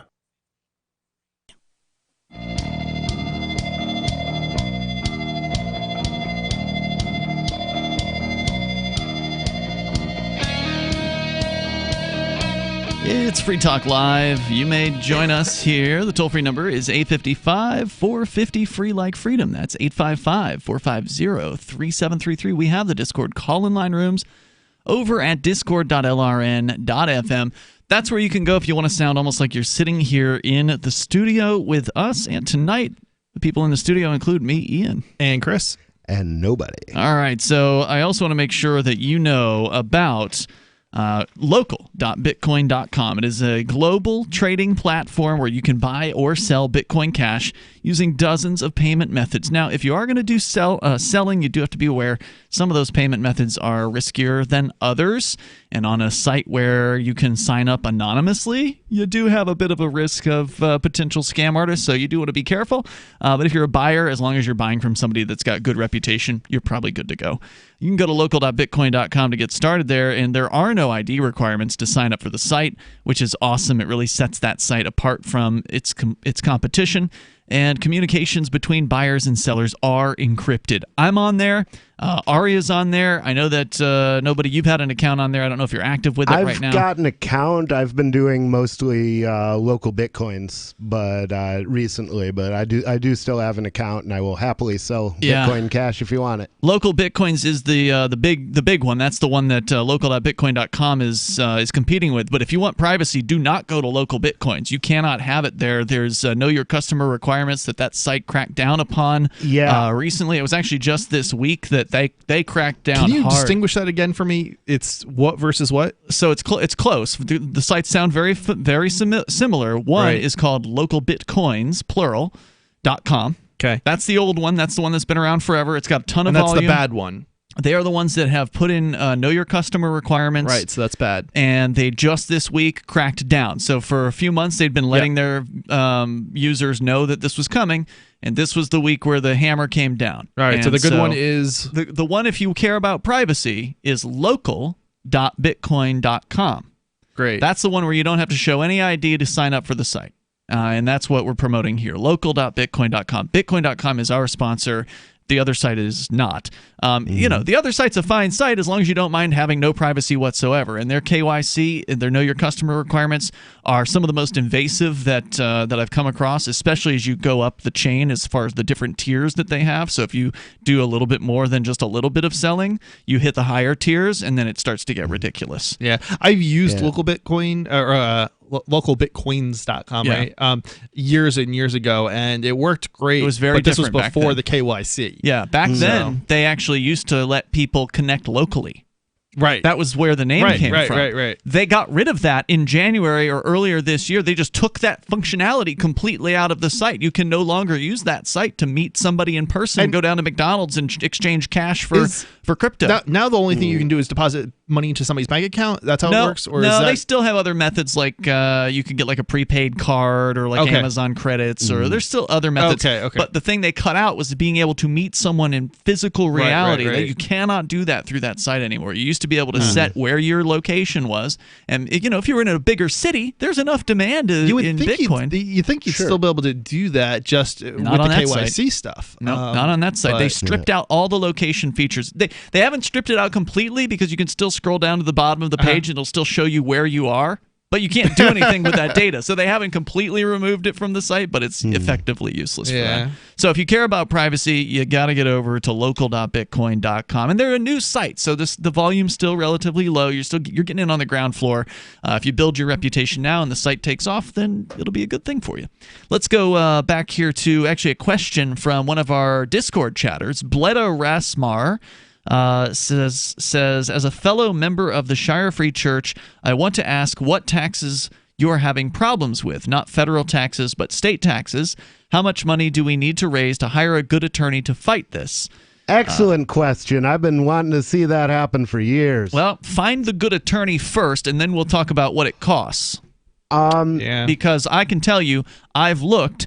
There's one guy in New Hampshire who is sort of the go-to freedom of religion attorney, and he will not take the case because he doesn't want to upset the other religions, basically, was what I understood from what he told me. Wow. Yeah. Like, upset how? Like, because he's there's got a new clients. Religion that he's got clients. I'm trying to understand how it would upset your that other religious clients. freedom to a lot of Christians means being free to be Christian in exactly the way that I am and nothing else. All right. So, and this guy might be a Christian. I don't know what. Effectively, he's only willing to represent other Christian groups, like different sects, I guess. That's the impression that I got from what he told me. Okay. Like I kind of reading between the lines. Yeah, and it might be one step better than that, where it's like anything that's established in mainstream he'll go for, but it's not easier. Something that could be construed as unusual, not a new religion. We've discovered everything we need to know already about spirituality, right? Yeah, and that's why your idea, Nobody, of having somebody come in and set up a mainstream religious church and get the exemption and then just flip, basically, would be a smart way to do things. And I don't think Will Coley was going to do that, but he was setting up a mainstream religious church here, the mosque specifically. Will, who was a sometime co-host here on Free Talk Live, unfortunately, his dad fell quite ill down in Florida. He was in his 80s, and Will felt like he had to go down there with his whole family to take care of his father in his final days, and now feels like he has to stay there to take care of his mother until she dies. So we don't know when he's going to be returning. He says he's coming back. He still says that he's coming back. I spoke with him in late August about it. But that was part of the plan there, was that Will was going to file for a tax exemption on the property that the mosque was occupying, to see if they would give Muslims the same level of difficulty that they had given the Shire Free Church. Well, that would have been a very difficult case for them to win, too, because it would have been... For who to win? For the city to win, because it would look like Islamophobia if they didn't give it. That's why it was a really interesting plan. So I hope that someday that'll come to fruition. Hey, if somebody's willing to finance the attorney, I can convert to Islam for a while. I don't mind. I'll go Jewish. I don't care. Well, like I said, it's finding the attorneys. Now, I suspect in the Muslim community, they have attorneys. I bet they've got some folks that they know that they can go to, and they'll give them a good rate, and they know the sort of the territory. But it's hard when you are an upstart or a cult or whatever you want to call it, a small religion. I'll try to pigeonhole somebody at the ACLU dinner. Well, the ACLU doesn't focus on freedom of religion. That's like the ACLJ that would focus on freedom of religion. No. But the ACLJ is likely only going to deal with Christians. The ACLU will deal with religion too. Okay, you'll have to find me some cases on that. They've worked with the Satanists. Oh, really? They were the ones who worked to get the statue of Baphomet or whatever it was put up on the State House lawn next to the freedom scene. Their freedom of religion is what they're fighting, not really a specific religion, obviously. Well, the thing is, they're very much hostile to Christianity in general. They're not big fans of the Christians, but they might like us. I think they also did the thing with the Flying Spaghetti Monster Church, didn't they? I think you might be right. That might have been a state though one, not the federal. It ACLU. might. NHCLU is not the same as the ACLU too. The NHCLU is part of the ACLU. They're the New Hampshire branch. There's more coming up here in moments. 855-450-FREE. That's 855-450-3733. You can bring up what you want here on Free Talk Live. Was such a sweet, lovable animal, and people would want to pet him, and they'd come up and they'd get close to him, and it would be this instant, oh! My dad didn't want to touch him. It's like, ooh, get the stinky dog away from me. Even after we'd give her a bath, she would still stink. Very stinky, both bad breath and bad gas. I asked the vet, and he said some dogs are just stinky. Does your dog itch, scratch, stink, or shed like crazy? Come to Dinovite for help. DINOVITE.com. The omega-3 fatty acids. Flaxseed, zinc, alfalfa. The digestive enzymes that are cooked out of regular dog food. The ingredients convinced me that it was definitely worth trying. After about a week, he started smelling normal. My husband and I were really kind of astonished. Dinovite is nutrition. 859-428-1000. DINOVITE.com.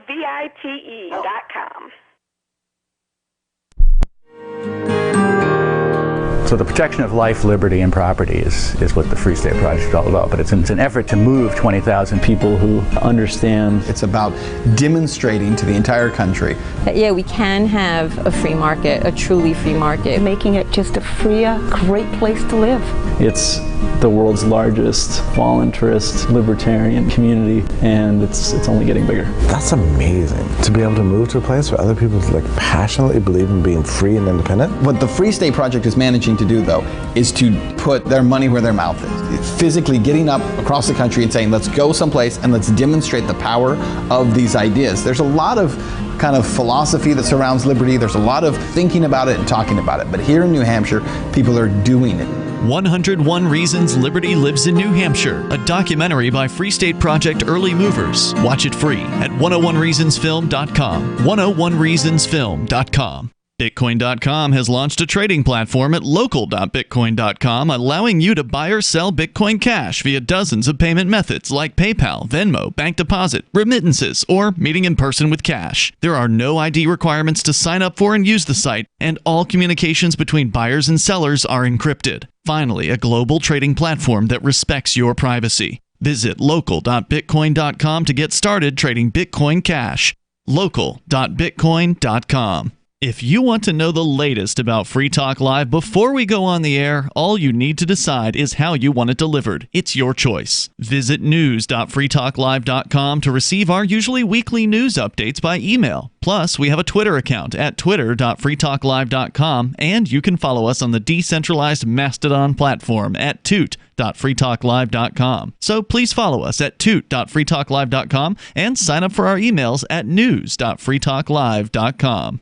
Are you making sense to the boomer mindset? I'm Holland Cook from survivalspeech.com. 80 million baby boomers comprise 25% of the population and control most of the USA's wealth. As aging parents pass on, they'll control more. Boomers are 46 to 65 years old and regard themselves as midlife. They identify as neither young nor old. They're post-minivan and pre-retirement, and they don't like being called boomers. They think me. Many of the purchases boomer couples make are individual purposes. They've been experimenters all their lives. If you want their attention, tell stories and keep it simple. If something seems complicated, boomers can dismiss it as, I don't need this. And if you're looking for work, you may be applying to a boomer, so relate accordingly. From survivalspeech.com, I'm Holland Cook. What's up next? Visit the Liberty Radio Network program guide to find out at shows.lrn.fm. That's shows.lrn.fm.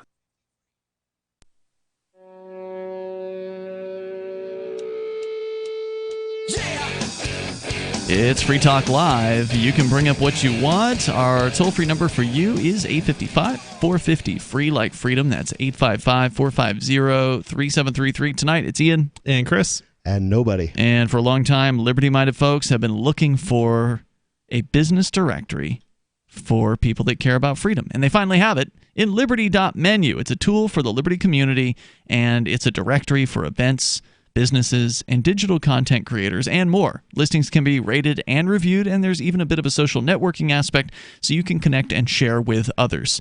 Go to liberty.menu, get signed up, get started over there. It's free to use this site, meaning that you want some free publicity for your business? Go to liberty.menu and get listed there. There's a map and listings, and you can pay a little bit and get an upgrade for your listing, but by default, the site's free at liberty.menu. You can use code FTL, get a special Free Talk Live listener badge, liberty.menu. So earlier tonight, we talked about Google possibly going to be encrypting their DNS service through their Chrome browser, and apparently the part of the story we didn't really get into before we ended up sidetracked on a discussion about voting was the fact that the government goons in D.C. are apparently none too happy about this. Now, as we pointed out in our discussion, just because Google's encrypting the DNS, or that's their plan at least, that doesn't mean the government won't be able to access the data. They'll just have to subpoena Google for it rather than your local internet service provider. So it's not that the government's upset because they can't get to the data. It might be that they're just upset in general about it. Let's see here. According to the Wall Street Journal and Engadget.com reporting on this, the House Judiciary Committee is investigating Google's plans to implement DNS over HTTPS, which is the secure version of HTTP, in Chrome, that's their browser, while the Justice Department has, quote, recently received complaints, unquote, about the practice. While Google says it's pushing for adoption of the technology to prevent spying and spoofing, House investigators are worried this would give the internet giant an unfair advantage by denying access to users' data. So they're coming at it from like an anti-competitive standpoint here. The House sent a letter on September 13th asking if Google would use the data handled through the process for commercial purposes. Google has maintained that its Chrome tweaks would give users control over who shares their info and that it won't force people to switch to encrypted DNS. That likely won't allay the telecom's fears. Internet service providers are worried they might be shut out of the data and won't know as much about their customers' traffic patterns. Well, they already are having that problem with everybody using VPN these days. Well, everybody. I mean, that's like a little 10%. bit of exaggeration, but do you have? I don't know. I don't recall exactly what the statistics are, but there is a high percentage of people using VPNs. Like it is a huge industry. Like how high are we talking about? I'm talking about major players. Like a lot of major players are getting into the VPN game. Like I'm talking about like ISPs even, and what's the point of having an ISP running a VPN? Well, I mean, look, I'm not going to try and make that argument. I think that's absolutely insane to go with an antivirus company or your ISP. That's what we call a bad plan. Yeah. So I mean, okay. So the one ISP that I'm thinking of in particular is out of Sweden, and they basically do it because their government. So they're a privacy-friendly ISP, and the government is forcing censorship. So they're basically giving or selling. They're providing 6 months of free service to customers to go through a VPN, which will enable just to be them. clear. They're an ISP in Sweden, but they're marketing a VPN to worldwide users, to people coming in from outside. I think anybody outside can use them, but no, the VPN that they're marketing is to their customers their within own the country, customers. because so people can get through the firewall of their the censorship. country. Yeah, they're trying to. Basically, they're also actually, I'm not even sure that was the reason. How can that work if Sweden? It was a privacy issue because they are required to log the data for copyright holders. But wait a minute. If Sweden is the government gang that's cracking down, how is a company based in Sweden able to get around that by saying, "Oh, well, now we're a VPN, so you don't have access"? Only apply. So they still have to log. This is my understanding of it, and the article is not 100% clear that I read. But effectively, what the case is the telecommunications providers are required to log internet traffic by the government of Sweden.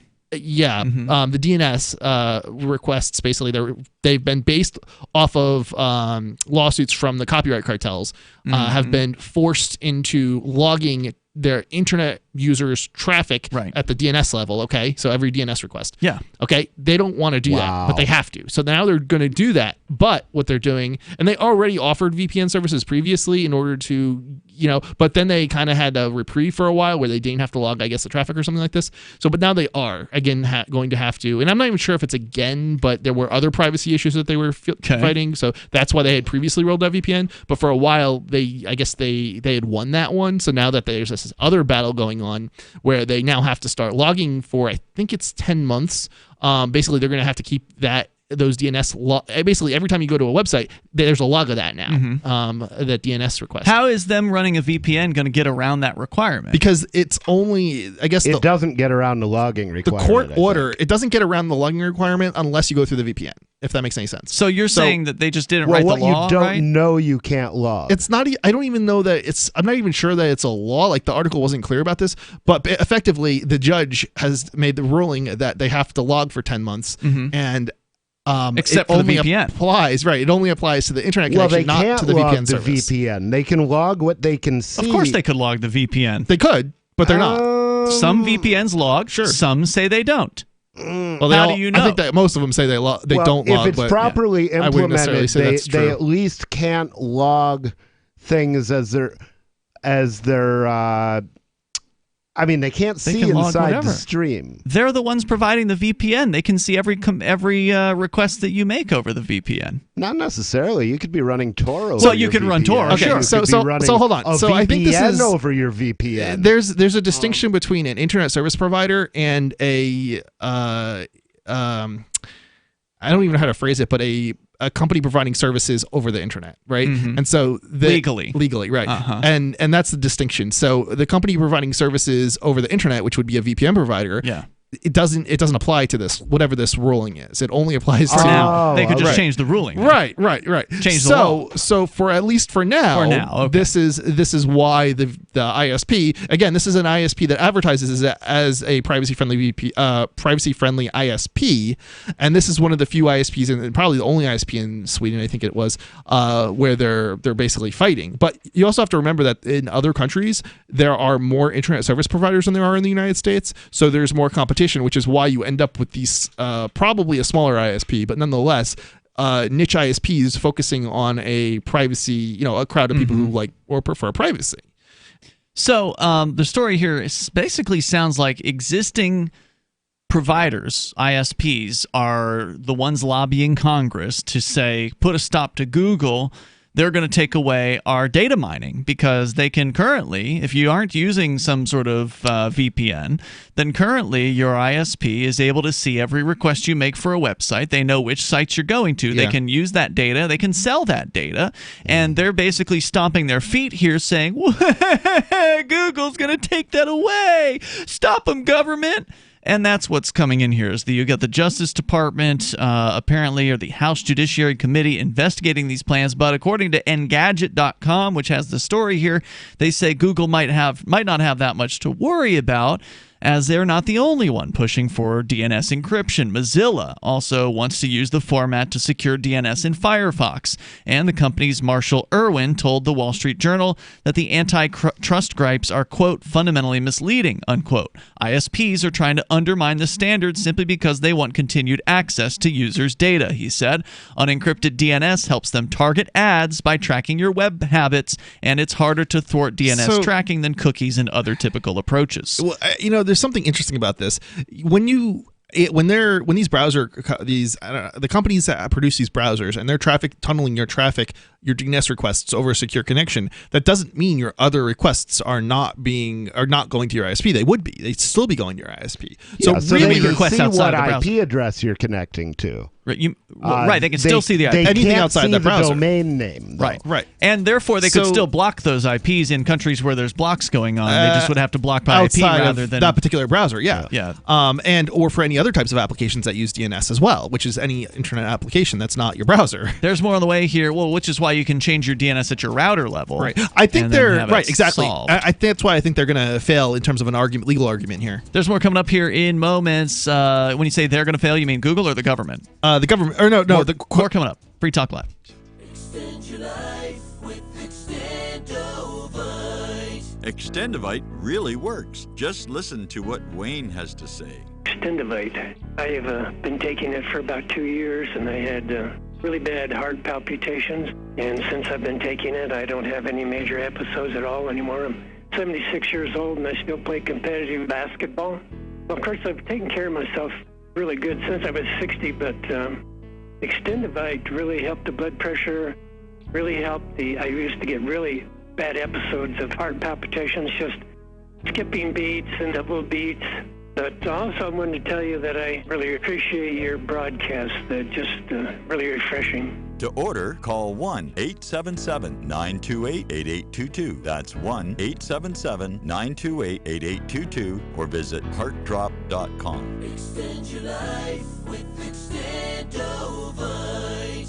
Let me ask you something. What are you doing when you put money in a 401k or IRA, or store jumper cables in your vehicle, or purchase health insurance? You're preparing. You're preparing to ensure you have enough money for retirement. You're preparing for when your car battery dies, or to have assistance paying a major unexpected medical bill. That all makes sense. The same goes for building a food storage plan. You're preparing for when emergencies or disasters strike and shelves go empty at your grocery store. The best way to prepare is with My Patriot Supply. They've helped 1 million hardworking Americans become more self-sufficient. My Patriot Supply sells hundreds of items, including dozens of emergency food kits, at MyPatriotSupply.com. It could be an earthquake, a cyber attack freezing our banking system, or a disaster that shuts down our power grid for weeks. For all these emergencies and more, get your supplies and prepare today at MyPatriotSupply.com. No more rushing to find empty store shelves because you're too late. Do it now so you're ready. MyPatriotSupply.com.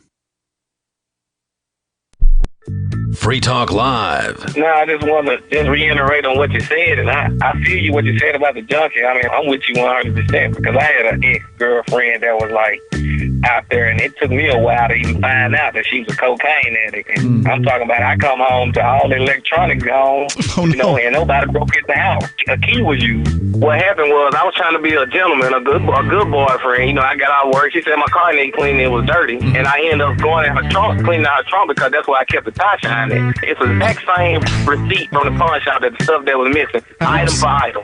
Busted. Wow. They had been to the pawn shop. What happened when you confronted her? She packed her stuff and said she's leaving because I don't trust her. So she gonna say she needs to leave. Right, it's your fault. Yeah, it's my You're the fault. bad guy. I thought I found the receipt in the trunk, right? Free Talk Live, 7 nights a week from 7 to 10 Eastern, live on the Liberty Radio Network at LRN.FM.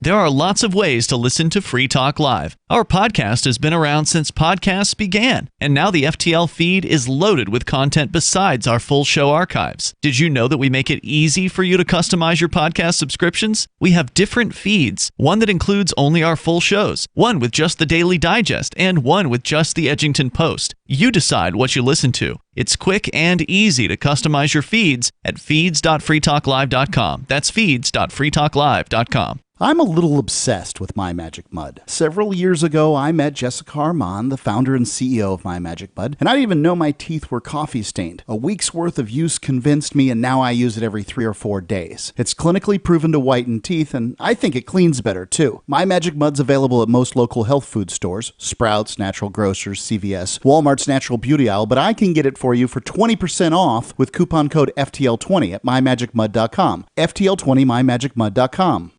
Join the LRN.FM Discord for live chat 24/7 at discord.lrn.fm. That's discord.lrn.fm.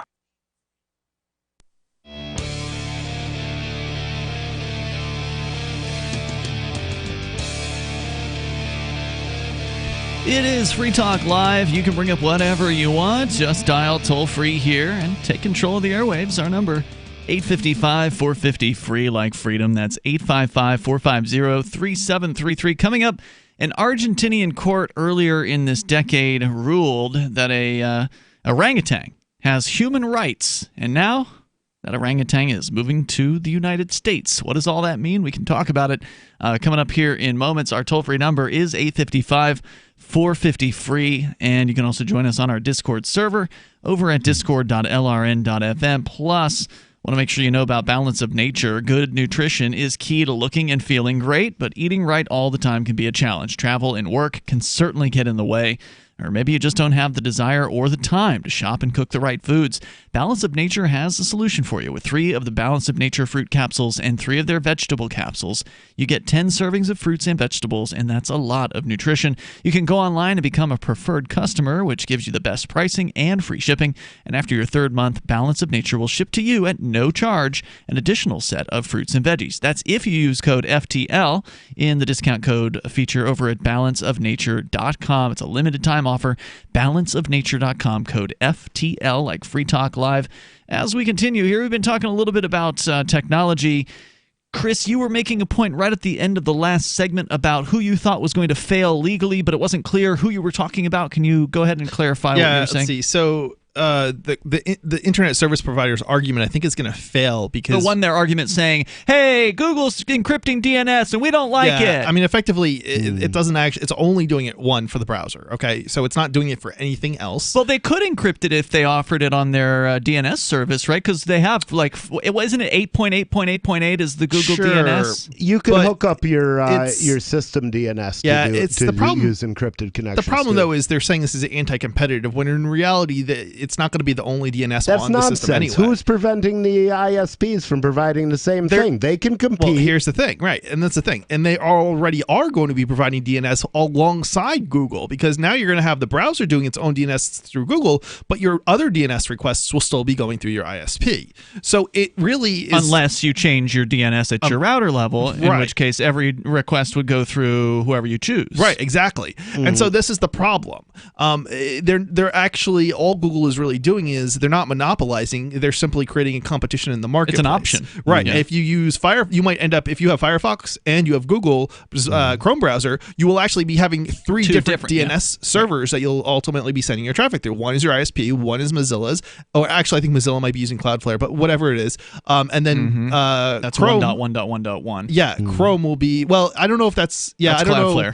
I don't know what ports they're going to be running or if it's the same IP addresses or not. But anyway, right. So there's ultimately all it's really going to be doing is opening up more competition in the marketplace. It's not going to be. It's not really a monopoly at that point because they're not routing all traffic. They're only routing all DNS traffic. They're only routing traffic for their own browser through their DNS servers. For people who have this trouble identifying monopolies, look at the company you think that you think is a monopoly, and if somebody else is doing what they do, they're not a monopoly. And there's a lot of search engines, there's a lot of mail servers, there's a lot of things. And here's the other thing, there's hundreds, if not thousands, of different DNS server providers out there. So the barriers of entry are 3 hours of administrator time.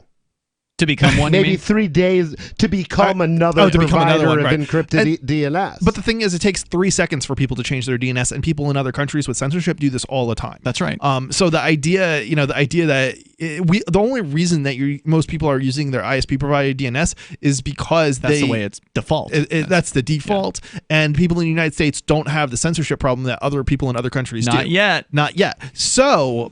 If you look at other countries, what percentage of people are either going through a VPN or doing a DNS change or something, it's a lot higher. If you want to see censorship, go to the courts in New Hampshire. They've got court-provided internet. There's censorship on that. You are probably the only other person I know who has noticed that. Yeah. Have you tried to go to like EFF or? I think Free Talk Live is blocked. Have you tried? Really? Yeah. Oh, wow. I think so. Yeah. Have you tried putting on a VPN?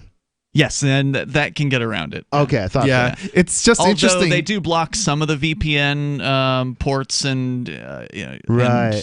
protocols. It's interesting because they're blocking legal, basically sites that are providing legal information for, for defendants potentially is what they're basically doing. Yeah. That's what they're doing. That would be, and that seems like a conflict of interest from they're not obligated to offer internet. They're not obligated, but to the extent that they do, it's a conflict of interest, I think. It's an interesting argument. Well, it does seem like to the extent that they're providing internet service, they should provide it equally. Right. And it's given that it's a court of law that's supposed to be impartial. Maybe they're only partially impartial. Hey, speaking of internet access, here's another story that's related from Cord Cutters News. Their website. Is that the gynecologist or the OBGYN? I don't think so. Okay. I think they're talking about cutting the cord as far as cable is concerned. But they say that the FCC this week won a court ruling saying the FCC can end net neutrality, which I thought they already did end net neutrality. Well, they ended it and then they got sued, so apparently they won the case. It's been going back and forth, I think is what is effectively. Because I remember when Trump took office, one of the first things that happened was he reset the FCC board and they then undid net neutrality. But with the court ruling, the FCC's right to move the internet from a Title II service to Title I was confirmed. In short, this means the FTC now regulates the internet instead of the FCC. So the FCC is the Federal Trade Commission, and the FCC, the Federal Communications Commission. So from the frying pan into the fire, I mean, is one really that different from the other? Is this something that people should be excited about? I do think the FTC probably has less technical knowledge than the FCC, so I think it might actually be a win. All right, hold on. So I want to back up because I actually have experience with the FCC. Anybody who thinks they have technical knowledge, you are deluding yourself. Try using their website.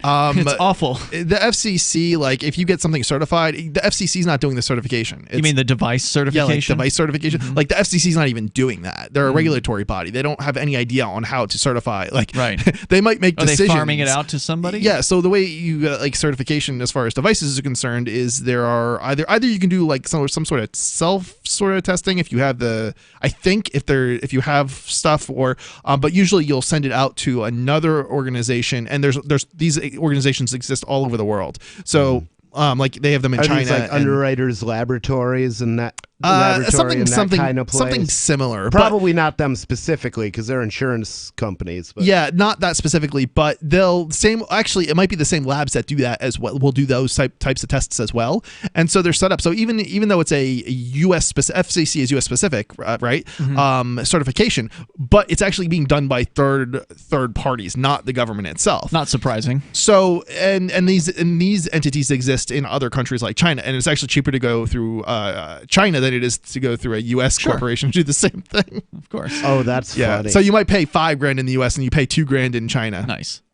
So they said, quote, "We uphold the 2018 order with two exceptions," said the court in their ruling. They said further, "First, we conclude that the commission has not shown legal authority to issue its preemption directive, which would have barred states from imposing any rule or requirement that the commission repealed or decided to refrain from imposing in the order that is more..." I don't even know what this is saying. Basically, it's saying that if the FCC is doing something and stops, or if the FCC chooses not to do something, the states cannot go and do that thing. But that's the road not taken. So apparently they are going to let the states regulate these things. That was my understanding of that, but it was thick, so I would be reading it a second time. Yeah, if I was can't get through this legalese. I'm just going to jump ahead here. The federal FCC chairperson Ajit Pai released the following statement regarding the decision. This was a circuit court in D.C. upholding the Restoring Internet Freedom order. Quote, "Today's decision is a victory for consumers, broadband deployment, and the free and open internet. The court affirmed the FCC's decision to repeal 1930s utility-style regulation of the internet imposed by the prior administration. The court also upheld our robust transparency rules so that consumers can be fully informed about their online options. Since we adopted the Restoring Internet Freedom order, consumers have seen 40% faster speeds, and millions more Americans have gained access to the internet. A free and open internet is what we have today and what we'll continue to have moving forward," he says. Yeah, that's not what we have today, but it's freer than it was under net neutrality, a fraction. Yeah, I tend to agree that net neutrality was not a good thing. We had a lot of discussion about it over the recent years here on Free Talk Live. It's a double-edged sword. We don't have competition in the marketplace because of government regulation. Right. And now we are trying to implement the only solution that's being put on the table is regulation, which is not a good solution to the problem. Right. What regulation stops us from doing mesh networking? Nothing. Exactly. No, there's definitely regulations that stop you from doing mesh networking. Really? The frequencies are regulated, of course. Oh, transmission power and things like transmission power, all sorts of different things. That's true. That definitely stands in the way. Yeah. More coming up here in moments. 855, 450, free like freedom. has definitely been on the move recently, and there is no more secure investment historically. McIlvaney ICA has been helping people take delivery of precious metals and find storage options for decades. They've helped thousands of investors with their precious metal IRAs. Call ICA today for your free portfolio review at 800-525-9556 or download their free report online at ICAGoldSilver.com to learn how you can double your gold and silver ounces even within an IRA. 800-525-9556. ICAGoldSilver.com. Warning, this is a privacy alert. You are being spied on right now as I speak by your phone. If you want this to stop, visit GoDarkBags.com and we'll show you how elite military units protect themselves and how you can too. GoDark Bags are lab tested and guaranteed for life. Visit GoDarkBags.com now and enter discount code FTL to save 15%. That's GoDarkBags.com. Discount code FTL. Your privacy depends on it. End transmission. There are basically two types of advertising, direct response and branding. Radio's great for direct response with its low cost to listener ratio, but audio can't be beat for branding, which is a longer term endeavor. You want to be the first thing that someone thinks of when they think about your product or service. If you have a local business that you want kept top of mind in your community, call the station. If you need national reach, Free Talk Live's got around 200 radio stations, millions of monthly listening sessions, can suit all budgets, and if we don't think we're right for you, we'll tell you. Email me, mark@freetalklive.com. LRN.FM now has a Discord. Discord is a free text and voice chat platform, and we now have our own server with a bunch of channels at discord.lrn.fm. You can join other listeners as they chat about various things during our live shows, or anytime, day or night. Discord software is available cross-platform, so you can have it on whatever device you want and take your chats anywhere. Join our Discord at discord.lrn.fm. That's discord.lrn.fm. You're listening to the live edition of Free Talk Live. Hour number 3 is next after the news here on the Liberty Radio Network at LRN.FM. This is the Liberty Beat, your daily source for Liberty news and activist updates. Produced in partnership with SNLS News and listeners like you. Online at libertybeat.news and snls.news. I'm Mick Murrow with your latest edition of the Liberty Beat. Gold is trading at $1,506, silver at $17.56, and Bitcoin is trading around $8,177. Today's prices are brought to you by InnoScale. Take off with Managed Cloud. Looking for a safe, secure way to store your important files online? Let InnoScale handle it for you. Their high availability cloud servers are the perfect solution for clients needing one or more secure, scalable servers with built-in hardware failover protection.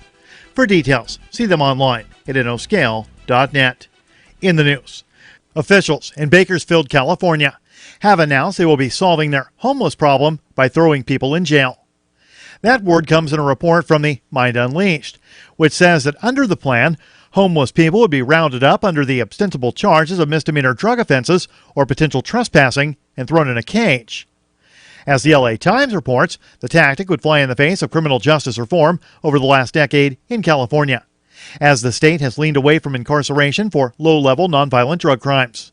It would also counter mainstream thinking on preventing homelessness and addressing the reality of it. According to the report, the plan is being spearheaded by Kern County Sheriff Donnie Youngblood and Kern County District Attorney Cynthia Zimmer. Naturally, many of the advocates of such a program are ignoring the insane cost of incarcerating thousands of people for trespassing or drug possession. While Youngblood said he wants to go after those who are possessing drugs, Zimmer is adamant about kidnapping and caging people for trespassing. Exactly how authorities will determine someone is a homeless trespasser remains up for debate. The Liberty Beat is sponsored in part by Brave Botanicals. High-quality kratom and CBD at reasonable prices with excellent customer service.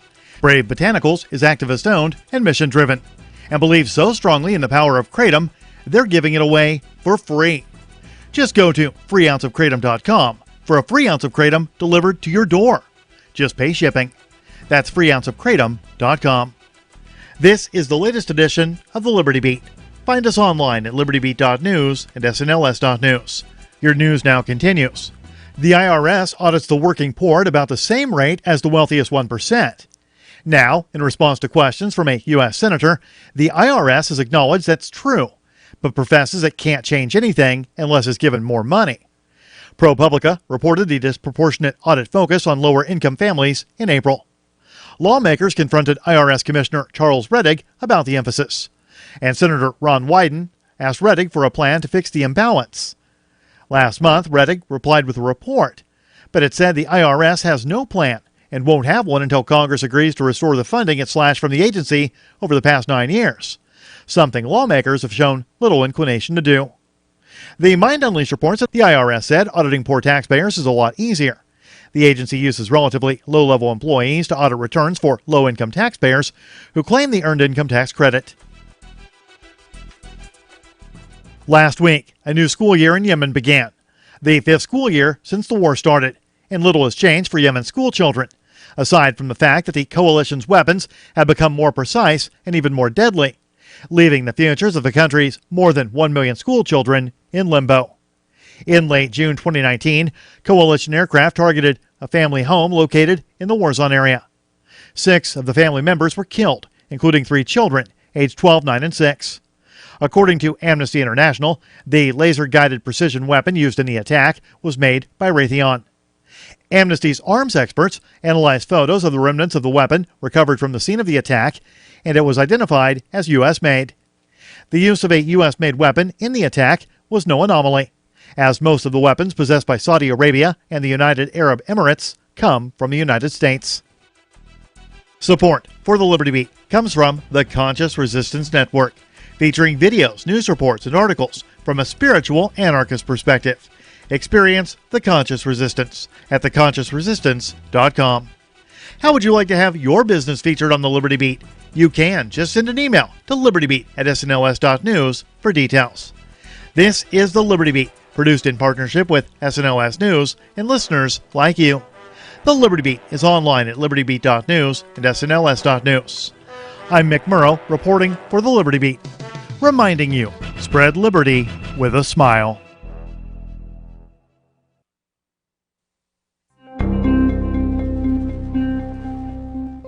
Shortly after Seattle area consulting firm Brink and Tiller received a resume from Corey Wilhelm, a college graduate with a Bachelor's of Arts degree in Communications, Human Resources Director Robert Bradshaw immediately fast-tracked Wilhelm's application and spoke with The Onion about this exceptional candidate. Well, the second I saw Corey's resume, I knew I had to send it straight up to our CEO. I mean, we're talking about an applicant who not only got into the University of Washington School of Communication, but also managed to graduate in 4 years with a Bachelor of Arts. This kid's only 22, but according to his resume, he already has experience in Word, Excel, and PowerPoint. We're really going to have to move fast to get this guy. Bradshaw went on to say that company heads could barely believe the candidate had 2 years of experience working at his college newspaper and had even taken a full 4 years of high school Spanish. Since receiving the application, Bradshaw claims the company has made numerous attempts to reach Wilhelm. This is the Onion News Network.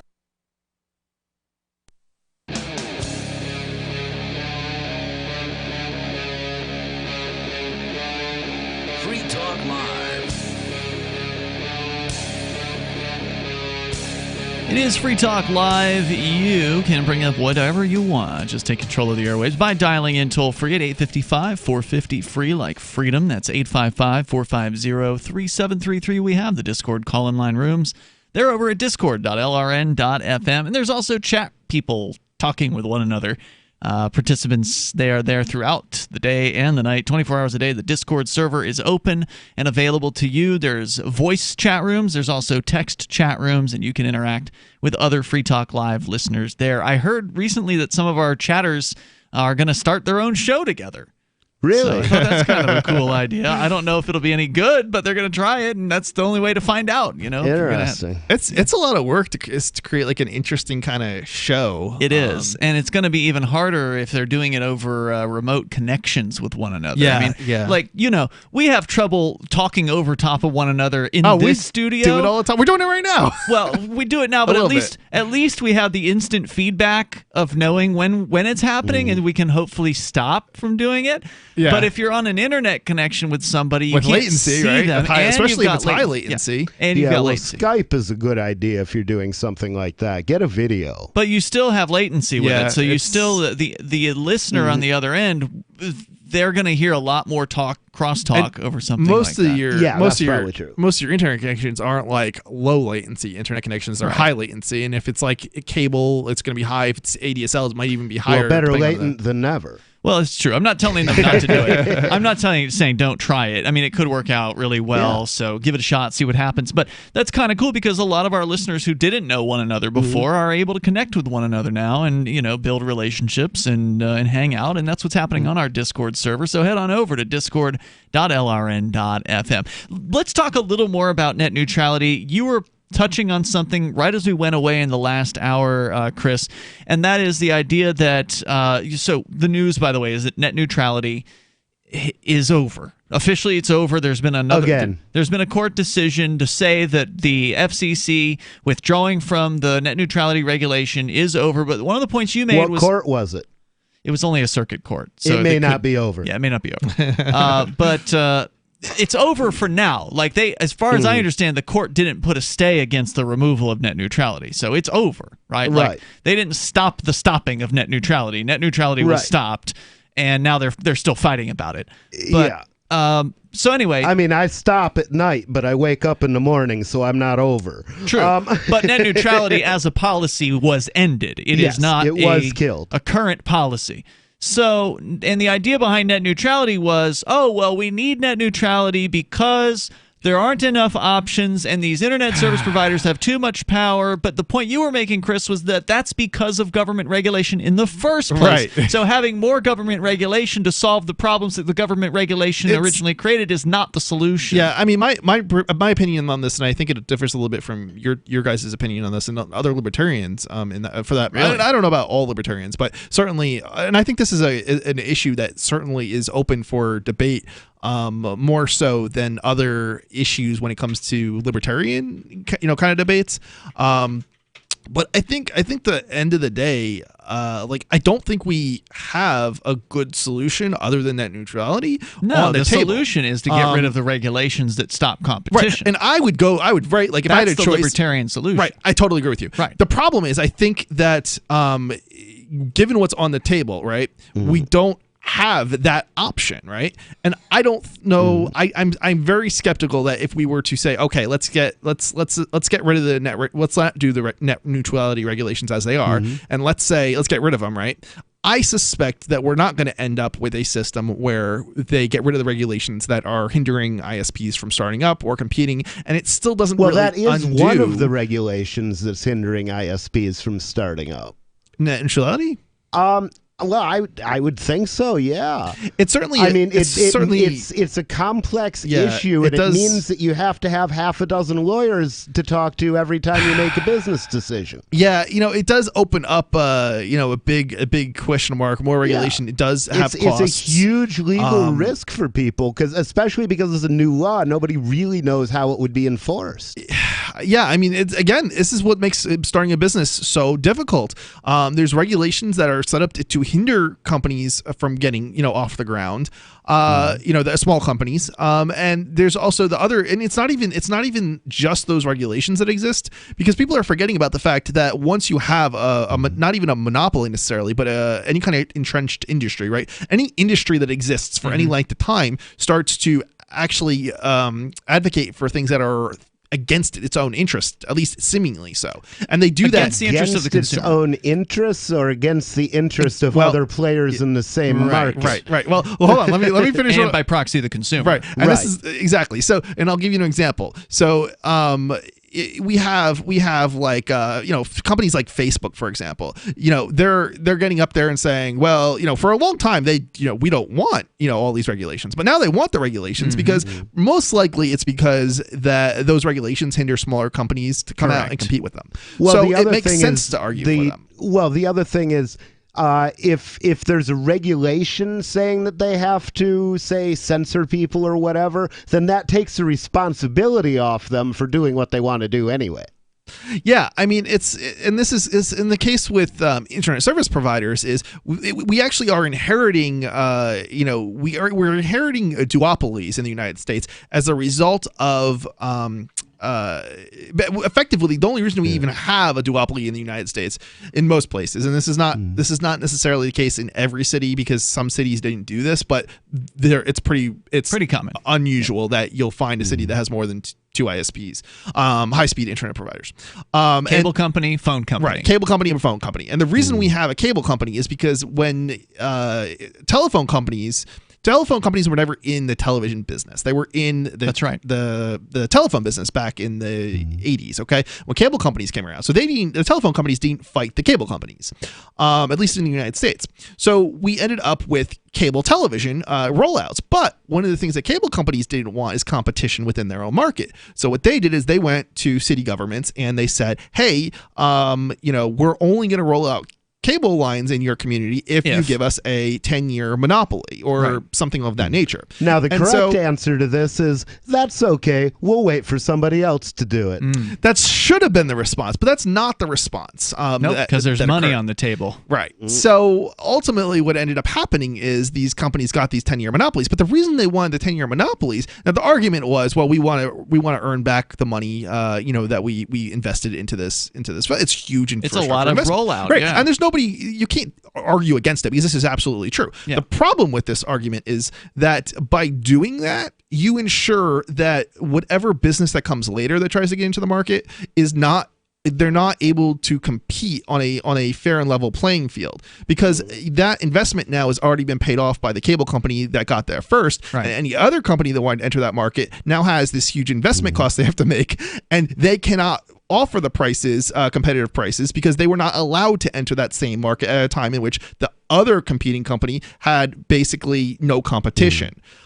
So that's basically how we ended up with a duopoly or a monopoly when it came to cable TV. That's right. And it actually was there's actually up until I think 2008 there was actually a law that, and here's the other thing, the laws that were supposed to protect us from the cable company monopolies, actually they got rid of those in like 2008 I believe it was. And basically what it did was it limited the rate in which they could increase the prices for cable television or something like that.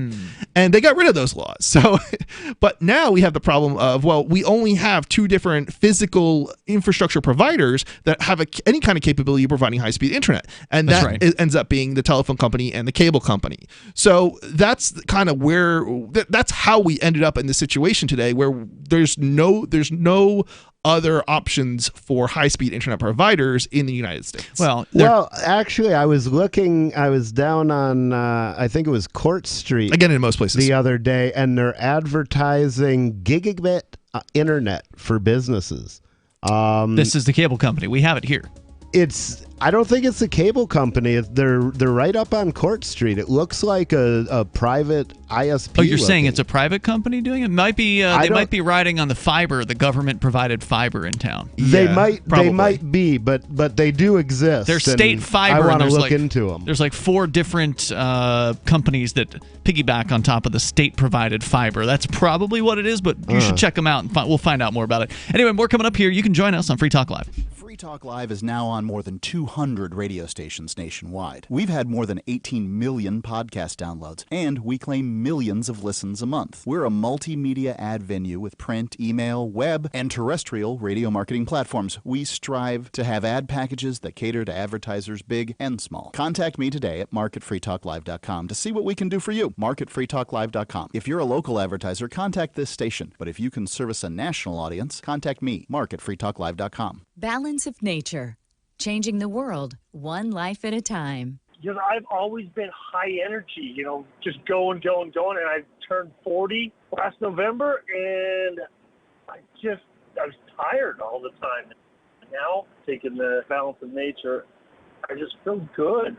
I have energy when I get home to still wrestle with my kids and do the honeydews at home. Nice. I can tell that it just restored me to feeling normal, which is great. Experience the Balance of Nature difference for yourself.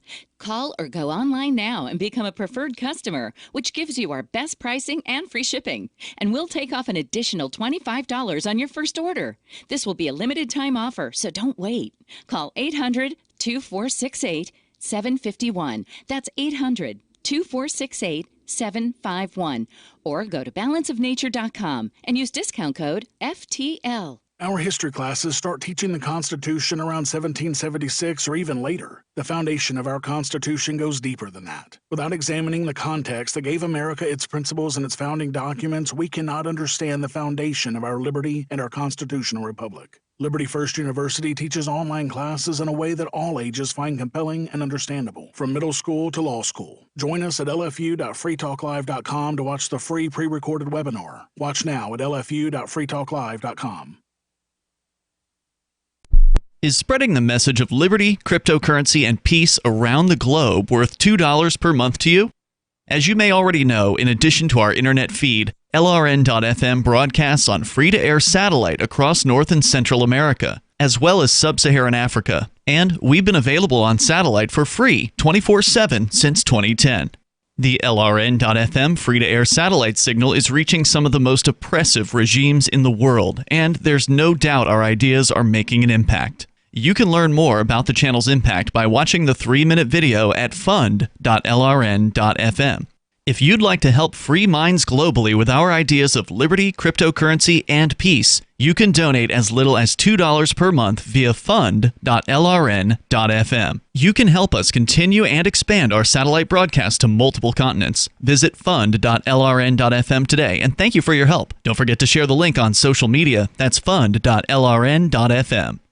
The LRN.FM social media channels have been revamped. We've eliminated Facebook and focused on other platforms like Twitter and Mastodon, the decentralized alternative to Twitter. On our accounts, you'll find posts from multiple LRN.FM show hosts together in one place. Follow us on Twitter at twitter.lrn.fm, or better yet, move to the decentralized Mastodon social media platform at toot.lrn.fm, toot.lrn.fm. I think you'll like it.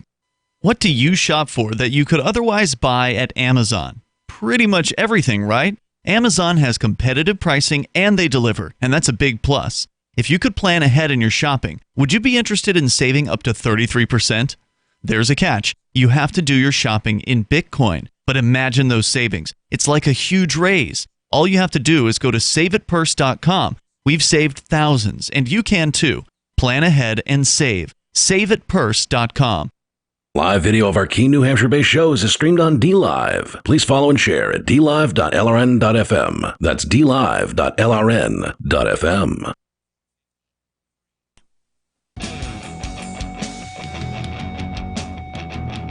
It's Free Talk Live. You can bring up whatever you want if you dial toll-free. That's how you do it, 855-450-FREE, 855-450-3733. Although I got to say, I would prefer if you called on our Discord server over at discord.lrn.fm, just because you'll sound better.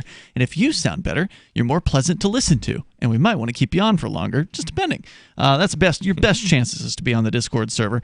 But the toll-free numbers are there for you if you want to use them. You can join us online anytime you want over at freetalklive.com. And by the way, big thanks going out to Kylan Eckert, who is a Free Talk Live Silver Amplifier. You can go to amp.freetalklive.com, and that's where you can sign up for the AMP program to help Free Talk Live get on more radio stations around the United States. We're on over 200 stations today.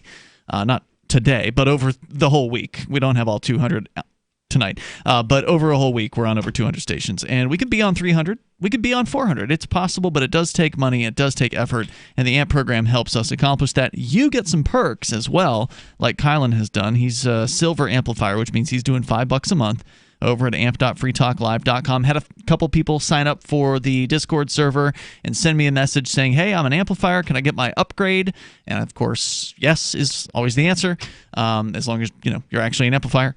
And then you will get an upgrade, and then you can access the special chat rooms for supporters on our Discord. There's some other perks, like there's a Facebook group for amplifiers. It's still fairly busy from what I'm told. I have not been there in about 2 years since I quit Facebook at the end of 2017, but some people still use it, and so that's there for you. And there's some other perks as well. Just go to amp.freetalklive.com. You can sign up with PayPal, credit card, or Bitcoin BTC.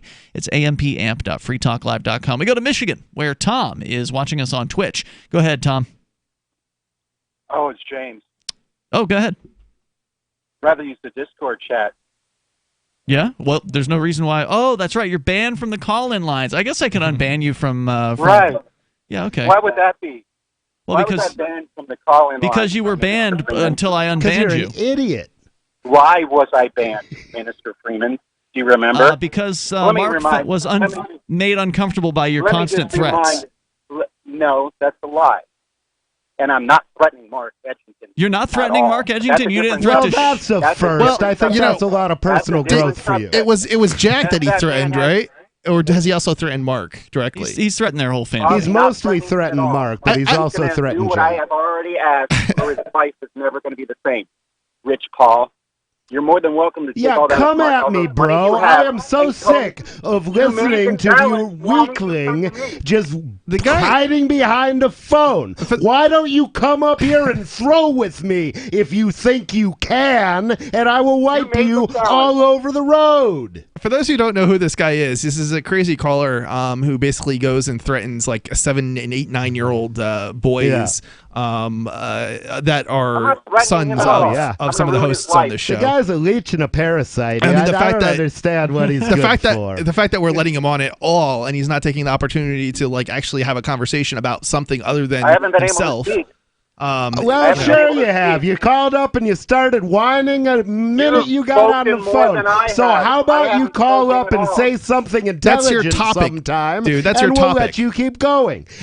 If you have a different topic, There bring up the must topic. be something First you of can all, do all I besides did was whine. respond to Ian Freeman, and you guys started talking over me. That is a fact. What's And your you topic? challenged me to go in the ring with you. Pobrecito, I asked que you to come lástima, down que here. triste. What is your topic? What's your topic? Ian Freeman? No. You What's remind your me of the topic? world's Ian's most- your topic? Let me answer that question rather than you butt in instantly after you ask the question, which is the way you do things with people that you don't like and don't want to hear from because you're not really a minister and that isn't a church. What is It's your a tax topic? stand. But Ian I Freeman, think you most remind me of ministers the have world's people they most- don't like. It's What is your part of being topic? human. How many times do I have to repeat myself? answering What the is your question. topic? I'm answering Keep the repeating question. yourself till he Monopoly, isn't as stupid. You monopolize the show when I call in, and every decent, truthful listener would say that that's exactly what you three have done when James called in. But Yeah. you remind me of the world's most successful con man and most powerful person in the world who literally tells a lie in one sentence, says he didn't tell a lie in the next sentence, then repeats the lie. See, he doesn't. He's not even bringing up his topic. How say many that minutes you do I have to wait to hear a His topic from you, topic dude? is complaining about the Whining show. about not getting enough airtime and taking up a whole lot of That's- airtime. every whining time about he calls not in, getting that's- airtime. That's all This he guy's ever talks dumb as about. a bag of hammers.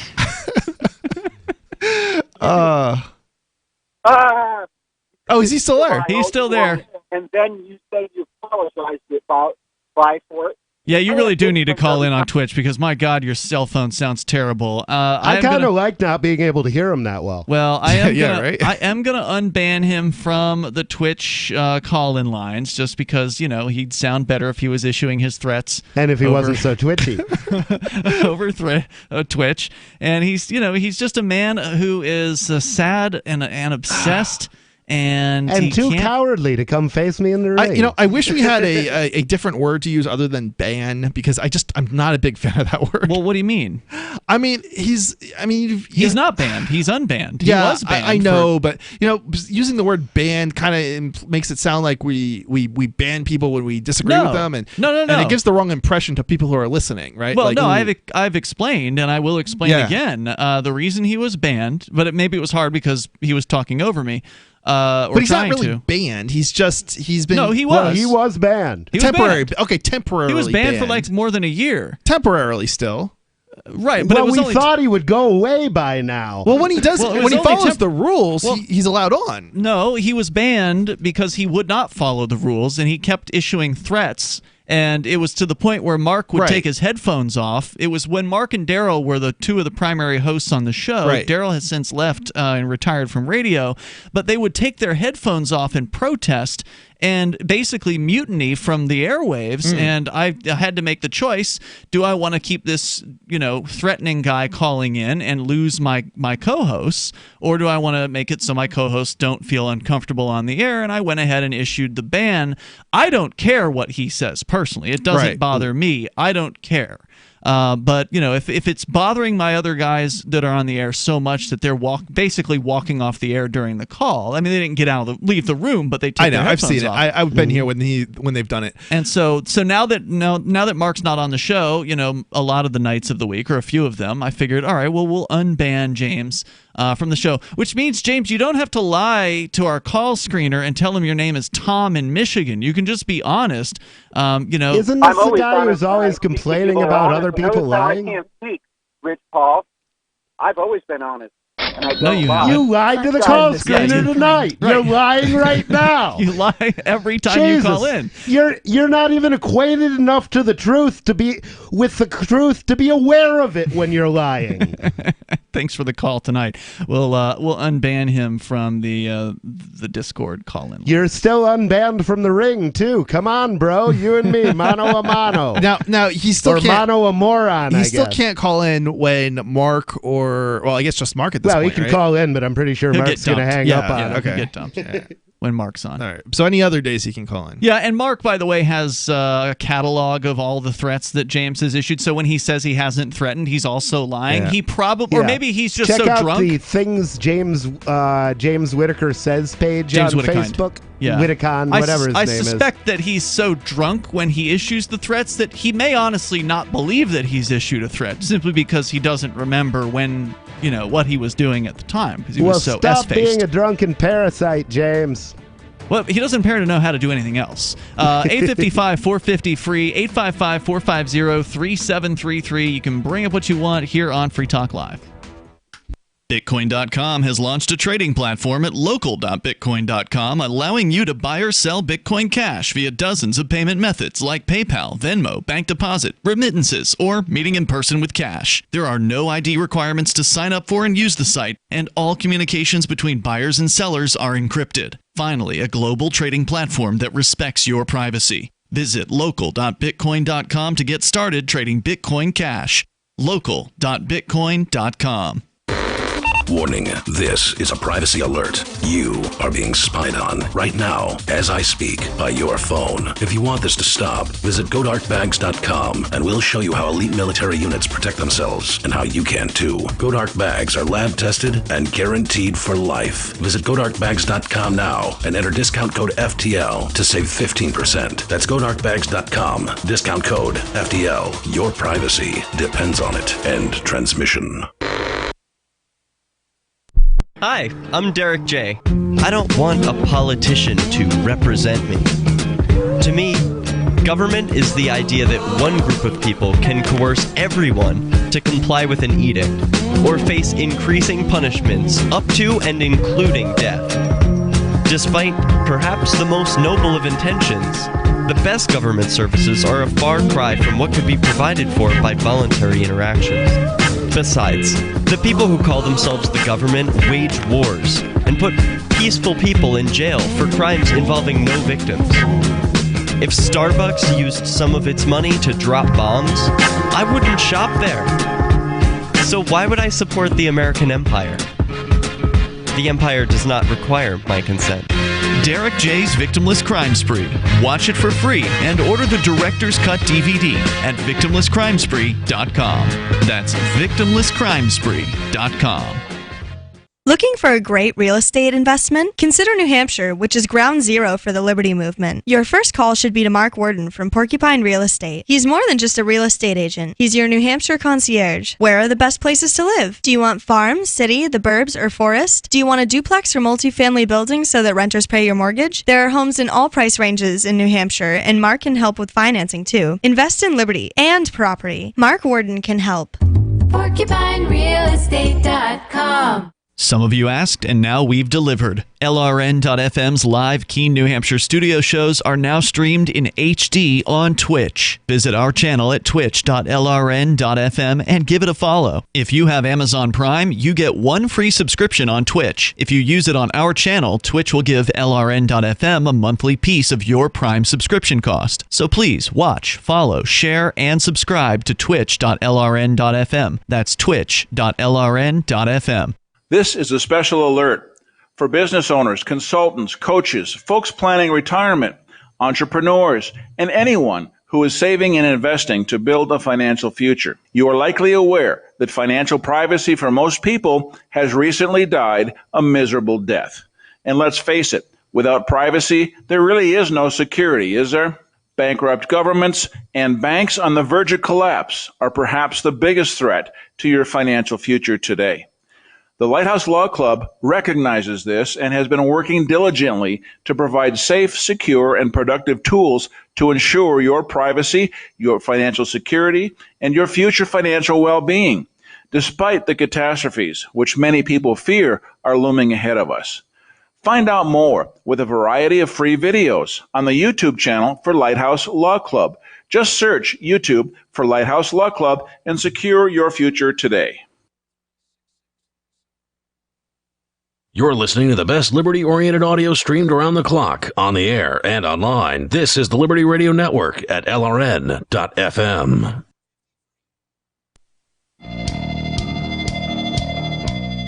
It's Free Talk Live. You can dial toll-free. Join us here on the radio. Our number is 855-450-FREE. That's 855-450-3733. We have the Discord call-in line rooms over at discord.lrn.fm. And if you want to talk to James in Arizona, you can go hang out in the toxic chat room on our Discord server, which is basically his own personal room. Although there have been other people added to the toxic user category. Wow. He's the primary one. We made a room just for him because I wonder if it's. Did you see the Rick and Morty where they like separated the toxic part of themselves from the healthy part of themselves? I was just thinking maybe James is somebody's toxic part. Ooh. Maybe there's like a good James wandering around out there somewhere. Well, he has a brother who's apparently like a successful attorney. Oh, wow. That could be it. Maybe they only had one human brain between the two of them, and brother got the lion's share. All I can think of is this is how he's managed to stay out of some sort of like mental health facility. It's because of his brother? It's because of his brother who's an attorney. I don't know if they get along. I don't know either. That. I think it's because he lets off all his steam calling here and being an idiot. Yeah, maybe. Hey, it's better that than him actually committing violent acts on people. So true. Except for us. Well, he's never committed a violent act. He's never committed a vielent act on any of the hosts. He has. No, it's just not good for us when we have to listen to his nonsense. Okay, but let's not confuse. Let's not confuse. Threats of violence with actual violence. Well, there's a big difference. No, what I was saying was you said it's good that he's not doing that, and I said, well, it's good except for us. Or I meant it's good except for us, not that he's not being violent except for us. Well, and plus, a real threat is a pretty serious thing. Like if somebody's an actual threat, and Mark takes him seriously. Yeah, I mean, well, the thing is, it's hard to take him seriously, though. I agree. It is hard to take him seriously, but at the same time, some of these lunatics do snap after a while. You've got your, Mark Chapman, and I'll tell you what, if I had a wife and a child, I would probably have had James whacked by now.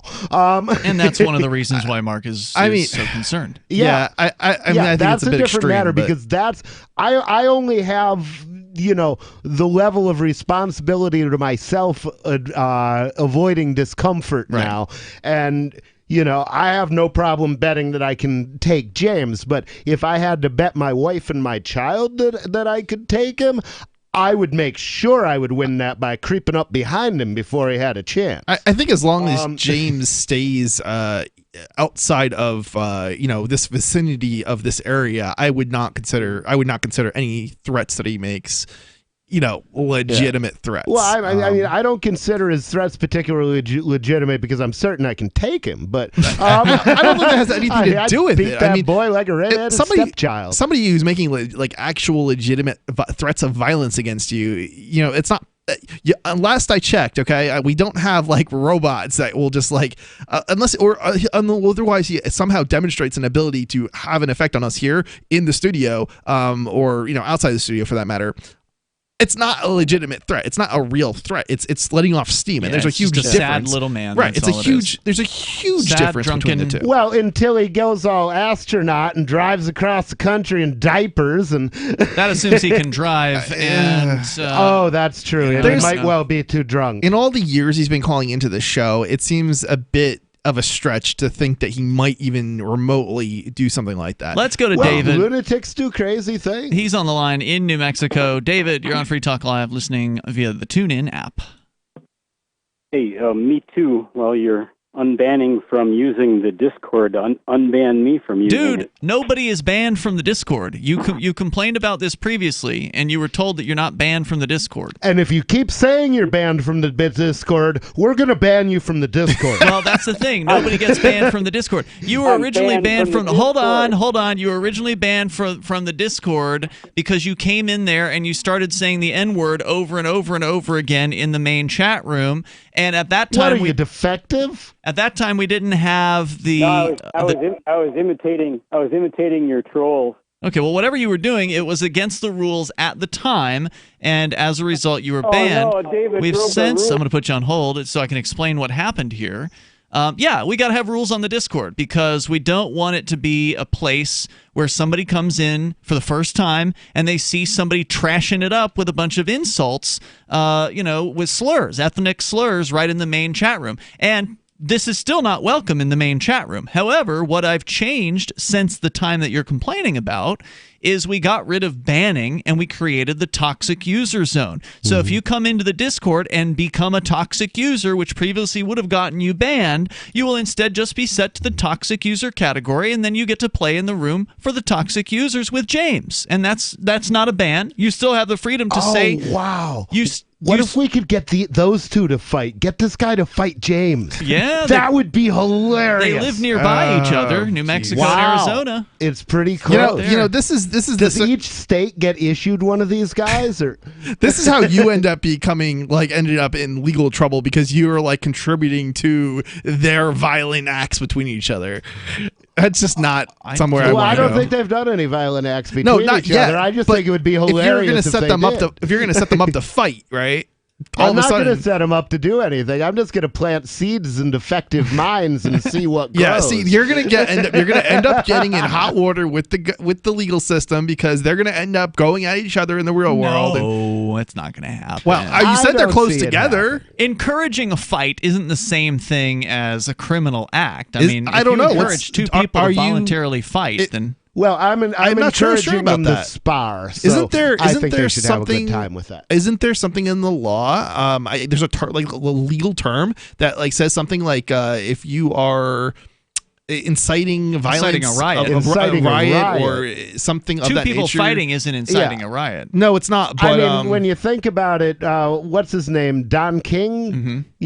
He sets up fights every day. Well, and there are states that have licenses when it comes to having a boxing match or something like that. New York has licenses for everything. Right, but that's an exception within the law, probably for inciting violence or something to that effect. Mutual combat isn't legal. Hold on, mutual combat isn't legal in a lot of states. However, if you're encouraging people to engage in mutual combat, I think it'd be a tough charge to bring upon you because you're not actually one of the combatants in that case. If you're standing outside of a bar and two people are at odds with one another and you start chanting fight, I don't think that there's anything they can come at you with because that's just freedom of speech in that case. Well, you would think, but I would suspect that there's probably a law against it, even though it violates the Constitution. You better find the name of the law. There have been cases where people have been convicted of various things for egging malefactors on, but it's pretty rare. It has to be a pretty... I believe you on that. I think it's mostly been people who stood by and cheered rapes. I suspect it's not a typical conversation. I'll give you an example of probably what I'm thinking of that does happen that I've seen. A lot of the hate crime laws, where if somebody is not actually beating up on the other person, but they're with the people who are beating up on the other person, they'll get charged with a hate crime law. Which really doesn't make sense if they didn't do anything. Right. That's but those guilt by sorts association of things is unfortunate thinking. Yeah. The funny thing is that's what I'm against those laws, but David, but they do the... so just to be clear, there's no ban on you or anyone else on the Discord server. To answer Rich Paul's question, yes, each state gets assigned one of these. New Hampshire has Rich Paul. Well, I guess New Hampshire got the better end of the deal. I don't know. That's up for debate. That is very debatable. Well, we'd love to have you call in on the Discord server. You'll sound a lot better if you do it there. Just don't get yourself put in the toxic zone by being toxic. It's simple. And it wasn't an ethnic slur. It was a racial slur. Whatever you want to call it. It was not welcome. Thank you for the call. Toll-free number here, 855-450-FREE. That's 855-450-3733. So if you want to be, despicable on the Discord server, then there's a room for you. You won't be banned. You'll just be put in your room. Is that a room you can actually join? Yes. Anyone can go. Yeah, you can go in there and visit the loonies if you want. You can tag Mouth Breathing Dullard. That's James's username. There are people in there tagging him right now as we're speaking. They like to talk to him. They like to try to talk sense to him sometimes. They like to show him offensive photos in other times. I just want to spar with him. Well, I don't think you're going to get your, Probably your wish on not. that one. Maybe next time I'm in Arizona. Well, you can find his address. Oh, there's more coming up here in moments. Don't go there. 855-450-FREE, like freedom, Free Talk Live. Most of you know that heart disease is the #1 silent killer in the U.S. What if I told you for just $54.95 a month you could fight against heart disease naturally? At Heart and Body Extract, we've been helping thousands of people get back to a healthier heart. Don't just take my word for it. Check out all of the success stories at hbextract.com, or to order, call 866-295-5305. That's 866-295-5305. hbextract.com. Don't risk it when you can take charge of it. Hey, Bugsy, you hear the news about Vinny? Yeah, it's a real shame he owed money to the IRS and they finally caught up with him. Just like Al Capone. If the IRS can get to Capone, imagine what they can do to little old Vinny, huh? Poor cat, he was on top of the world, then bada boom, bada bing. What Vinny needs now is an offer he can't refuse. Hey, you got a tax problem? Does the IRS claim you owe them a bunch of dough? They can get you too. So call the tax relief line now and learn if you qualify to negotiate your $10,000 plus IRS tax debt for up to a 75% savings. Don't be like Al or Vinny and get busted. Make this free call now. Learn how you may be able to pay the IRS less. Call now. 800-590-4930. 800-590-4930. 800-590-4930. That's 800-590-4930. Hunters, anglers, campers, and survivalists. Get back to nature. Expand your horizons with the highest quality, most versatile, unique slingshots and sling bows on the market at slingbow.com. Slingbow products are compact and models start from just $17.98. They're perfect for your bug out bag or storing in your vehicle. Give yourself and your loved ones the excitement and tradition of Slingbow, a new frontier in archery and truly modern twist on this primitive survival tool. Feel the thrill only at slingbow.com. On Free Talk Live, we're bringing people to the ideas of liberty every day. From wrestling superstars like Glenn Jacobs. You guys really are having an impact, I believe. Like I said, a lot of where I am now is due to listening to Free Talk Live. You changed my mind on some very important issues years ago. To random people tuning in on the radio. I was kind of stuck in the left-right paradigm. I heard your show by chance on a Saturday night. From there, I went on, joined the Free State Project, and become an amplifier. So, I mean, that's really the reason why I amp is because I know that if it wasn't for you guys being on as many stations as you are, I never would have found the ideas of liberty. Your amp will directly change more lives by getting Free Talk Live in front of people looking for talk radio online and on the air. When you amp Free Talk Live, you get perks like access to the AMP-only Facebook group and AMP podcast. Visit amp.freetalklive.com. So you've heard all 3 hours of the latest episode of Free Talk Live, and you're still hungry for liberty-oriented audio content? Did you know that we have another 24/7 audio stream at LRN.FM? The Liberty Radio Network airs the latest episodes of some of the best liberty-oriented podcasts on the internet around the clock. In addition to recorded content, you'll also hear live shows like Free Talk Live, originating from our Keene, New Hampshire studio. So listen anytime at LRN.FM. That's LRN.FM. Are you tired of governments murdering people around the world? Stop using their money. There is an alternative. Bitcoin is a stateless, free market, non-political currency. Bitcoin cannot be inflated or controlled by any government. By using their money, you are helping the state. Stop doing it. You have an incredible alternative available now. Learn it, use it, spread it. Get started with Bitcoin at Bitcoin.com. That's Bitcoin.com. Do you love Twitter? Make sure you favorite the LRN.FM Twitter account so you can receive our tweets at twitter.lrn.fm. That's twitter.lrn.fm.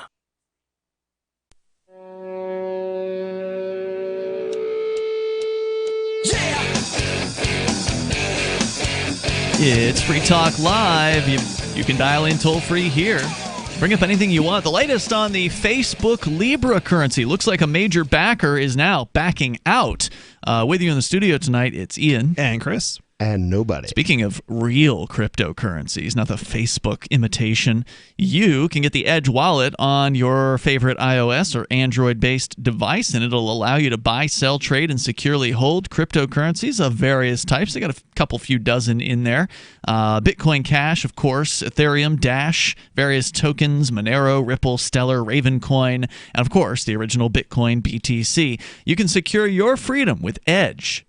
Edge Wallet. Go to edge.app to learn more about the product. I think it's great. It's the wallet that I use more often than any other, and I do use multiple wallets. I have experience with a bunch of them, and there's reasons why Edge is my top choice, and it's not because they're a sponsor. They were already my top choice before they became a sponsor here on Free Talk Live. They're the great sponsor because of that. So edge.app. That's the website, and just download it from your favorite Google or Apple App Store. Let's go to Patrick. He's in Bullhead, Arizona, listening to K-Talks. Hello, Patrick. Hey guys, you were talking about the laws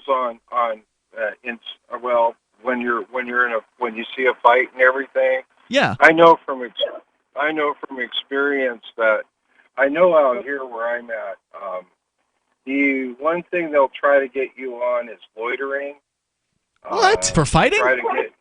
No, for encouraging people to fight. Encouraging people to fight. Also, if, say, there's a group, people like to circle around people who fight. Mm-hmm. Okay, they can get you for holding a person against his will, for not allowing him out.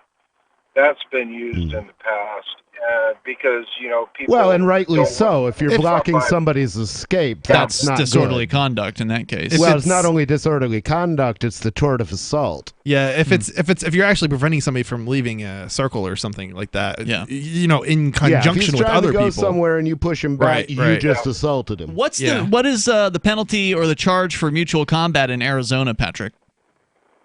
Well, it $350. Depends on severity. And if there's weapons used in that particular case, it can go from a misdemeanor to a felony, depending on the charge. Hate crimes are a big thing now.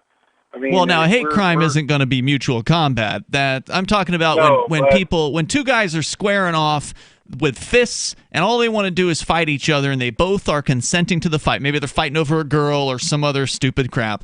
What's the charge for that? Because I know in some states, I think it's Washington State, there's actually no charge or it's just a violation. It's not like a big deal. It's a violation. It really isn't. It really, I mean, we get a lot of, we get a disturbing of the peace, and to make it fair when we're writing the tickets, what happens is we usually write it for both parties. It's not going to be this person started it or not, because it's really too hard to do it, because when you pull up on something like that, you have no idea what was said, or everybody's going to tell you they were the victim, So you write it like that. But most cases, it turns out to be if they have a history of it, yes. If they're known for they have other charges against them that are violent, it may get to 3 months. It could be 3 months in jail, depending on the severity of how they got in or how they injured this person or what they did. Once a person was on the ground and you're kicking them and you got boots on, you're actually using a weapon. So you can get them on all sorts of stuff, and it's 9 times out of 10 when you pull up, man, they automatically stop. But in case it wasn't clear, Patrick is a police officer in Arizona. I was starting to think so. It's been a while since you've called. I haven't heard from you guys for a while. Well, it works the other way around. We've been on the air. If you turn on the radio at the right time, you'll hear from us. Hey, my shifts got changed. I do apologize. I've been working a lot of early mornings, so. Well, hey, it's always nice to hear from you. I really appreciate the expertise as always, Patrick. Thank you for the call tonight. I definitely appreciate it. And don't forget, you can download the podcast and listen to it as you work, even if we're not on the air. We'd rather have cops listening to us as they, they do whatever. But he's one of the better ones. You know, there's some officers out there that do have a conscience and that don't target people for victimless crimes if they can avoid it. And Patrick's but one of those mostly guys. they get Serpa code. Well, it depends. You know, I'm glad this guy didn't. Yeah, some departments are worse than others when it comes to that. That's for sure. So since we've been talking tech throughout the show, I just saw this one actually while we were kind of during our recent break. I saw this one pop up on Google News feed about the Facebook so-called cryptocurrency, the Libra, which of course doesn't exist yet. The more recent stories that I've seen about this, we haven't covered. We haven't actually talked about the Libra in probably several weeks in any amount of detail. But some of the headlines recently have been that it may take the Facebook longer than what they planned to come out with this. So they were originally talking about May of next year, or like the first half of 2020 to release this currency. Now, rumor is it's going to be going longer than that. Of course, the government gang is trying to get in the way. They're trying to intimidate Facebook into not coming out with their so-called crypto. And the latest news here, and some of the other headlines have been that some of these companies that had backed it, there are 28 corporate backers like MasterCard and Visa and Uber and PayPal were some of the partners of this thing. Looks like PayPal has now announced they are backing out of the project in an announcement made today. The story coming from CNBC. PayPal, quote, has made the decision to forego further participation in the Libra Association at this time and to continue to focus on advancing our existing mission and business priorities as we strive to democratize access to financial services for underserved populations, they said. Yeah. Well, I'll tell you what, I'm an underserved population now that PayPal cut off my account because they don't like people trading in cryptocurrency. So can you say anti-competitive practices? Yeah. Sure. Yeah. I knew you could. It seems so bizarre to see, PayPal, like if they want to target the unserved market, right? They've got to get around the regulations, because if they don't get around the regulations, well, guess what? They're going to have to continue to cut people off. That market is illegal to serve. Well, but they're not going to stop obeying the regulations because they live and die based on them. They have to. Okay, sure. The regulations are what give them their competitive advantage. Libra effectively was a tool to get around that to some degree, right? Well, certainly. That was part of the intention, I think. So I don't know if it was, because they never intended to have this be a distributed thing that couldn't be controlled by government. Everything they do is centralized and controlled by government. To some degree, it would allow them to skirt some of the regulations to serve that untapped market, whereas they can't do that with their current technology. David Marcus, who leads the Libra project at Facebook, was previously the president of PayPal. PayPal said that it is still, quote, supportive of Libra's aspirations, unquote, and that it will continue to partner with Facebook in the future. Dante Disparte, the head of policy and communications for the Libra Association, said in an emailed statement, quote, we recognize that change is hard and that each organization that started this journey will have to make its own assessment of risks and rewards of being committed to seeing through the change that Libra promises, unquote. So Libra was greeted with widespread criticism after the cryptocurrency was announced in June. Facebook's involvement caught the attention of senior Congressional Finance Committee members, global regulators, former lawmakers, and industry insiders who questions Facebook's motives. Not to mention anybody who is smart enough not to want a company that thrives on selling your information to be privy to every financial move you make. Well, I am not a huge fan of Facebook. There's no doubt about it. I quit back in late 2017. Actually, it was New Year's Eve when I decided I was going to stop using Facebook, and it was the right choice for me. However, I support their choice to make this so-called cryptocurrency. I question whether it'll actually be a cryptocurrency, but they're saying it is. They've got a white paper out that claims that it is. It's not particularly distributed or decentralized. You can only be a node on the network if you pay $10 million, and then you can join their little club. Oh yeah, you can tell they're working on those underserved markets. The underprivileged people. But the one thing that I like about what they're doing is how much it has rustled the jimmies of the central banks of the world. Here's a quote from Jerome Powell, who's the current Federal Reserve Chairman. This is the new, Greenspan, right? This is the new Bernanke. Wow. He said this summer, quote, that Libra raises serious concerns regarding privacy, money laundering, consumer protection, financial stability. And further, that the Fed has launched a working group to examine it. So the federal government is not a fan of what Facebook is doing, and because of that, I kind of like it.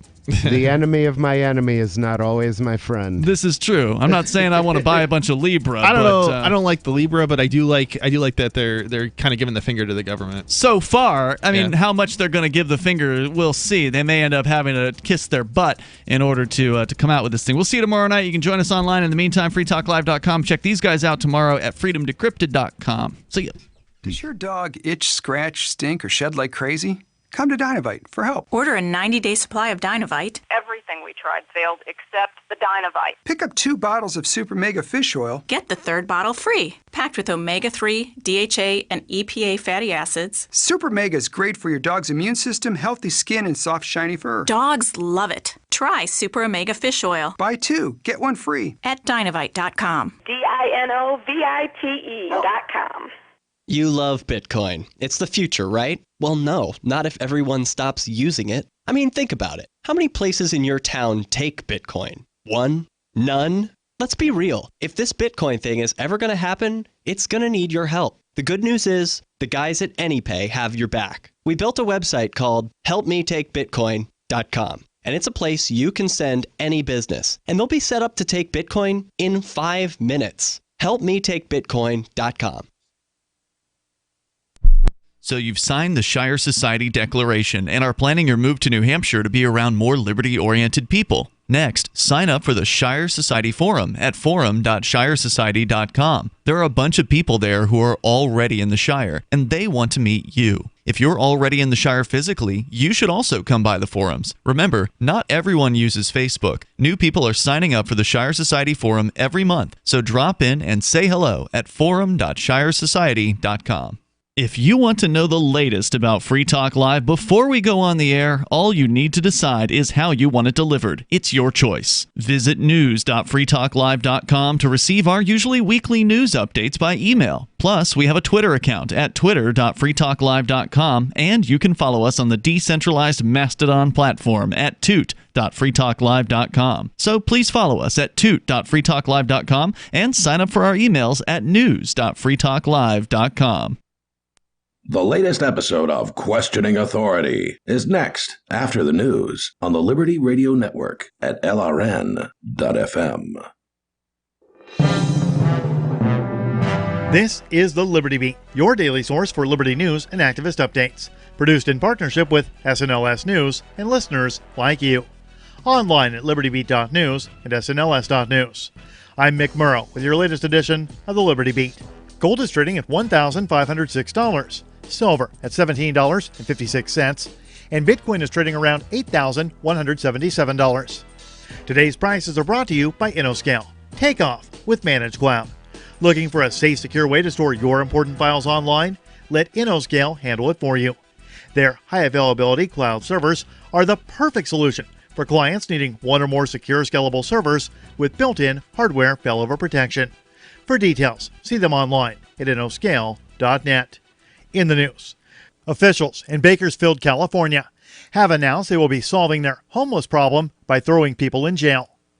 That word comes in a report from the Mind Unleashed, which says that under the plan, homeless people would be rounded up under the ostensible charges of misdemeanor drug offenses or potential trespassing and thrown in a cage. As the LA Times reports, the tactic would fly in the face of criminal justice reform over the last decade in California, as the state has leaned away from incarceration for low-level nonviolent drug crimes. It would also counter mainstream thinking on preventing homelessness and addressing the reality of it. According to the report, the plan is being spearheaded by Kern County Sheriff Donnie Youngblood and Kern County District Attorney Cynthia Zimmer. Naturally, many of the advocates of such a program are ignoring the insane cost of incarcerating thousands of people for trespassing or drug possession. While Youngblood said he wants to go after those who are possessing drugs, Zimmer is adamant about kidnapping and caging people for trespassing. Exactly how authorities will determine someone is a homeless trespasser remains up for debate. The Liberty Beat is sponsored in part by Brave Botanicals. High-quality kratom and CBD at reasonable prices with excellent customer service. Brave Botanicals is activist-owned and mission-driven and believes so strongly in the power of kratom, they're giving it away for free. Just go to freeounceofkratom.com for a free ounce of kratom delivered to your door. Just pay shipping. That's freeounceofkratom.com. This is the latest edition of the Liberty Beat. Find us online at libertybeat.news and snls.news. Your news now continues. The IRS audits the working poor at about the same rate as the wealthiest 1%. Now, in response to questions from a U.S. senator, the IRS has acknowledged that's true, but professes it can't change anything unless it's given more money. ProPublica reported the disproportionate audit focus on lower-income families in April. Lawmakers confronted IRS Commissioner Charles Rettig about the emphasis, and Senator Ron Wyden asked Rettig for a plan to fix the imbalance. Last month, Rettig replied with a report, but it said the IRS has no plan and won't have one until Congress agrees to restore the funding it slashed from the agency over the past 9 years, something lawmakers have shown little inclination to do. The Mind Unleashed reports that the IRS said auditing poor taxpayers is a lot easier. The agency uses relatively low-level employees to audit returns for low-income taxpayers who claim the Earned Income Tax Credit. Last week, a new school year in Yemen began, the 5th school year since the war started, and little has changed for Yemen's school children, aside from the fact that the coalition's weapons have become more precise and even more deadly, leaving the futures of the country's more than 1 million school children in limbo. In late June 2019, coalition aircraft targeted a family home located in the war-zone area. 6 of the family members were killed, including 3 children, aged 12, 9, and 6. According to Amnesty International, the laser-guided precision weapon used in the attack was made by Raytheon. Amnesty's arms experts analyzed photos of the remnants of the weapon recovered from the scene of the attack, and it was identified as U.S.-made. The use of a U.S.-made weapon in the attack was no anomaly, as most of the weapons possessed by Saudi Arabia and the United Arab Emirates come from the United States. Support for the Liberty Beat comes from the Conscious Resistance Network, featuring videos, news reports, and articles from a spiritual anarchist perspective. Experience the Conscious Resistance at theconsciousresistance.com. How would you like to have your business featured on the Liberty Beat? You can. Just send an email to libertybeat@snls.news for details. This is the Liberty Beat, produced in partnership with SNLS News and listeners like you. The Liberty Beat is online at libertybeat.news and snls.news. I'm Mick Murrow, reporting for the Liberty Beat, reminding you, spread liberty with a smile. If you're the parent of a man-child, you know how frustrating it can sometimes be. The piercing sound of his video games waking you up at 2 in the morning.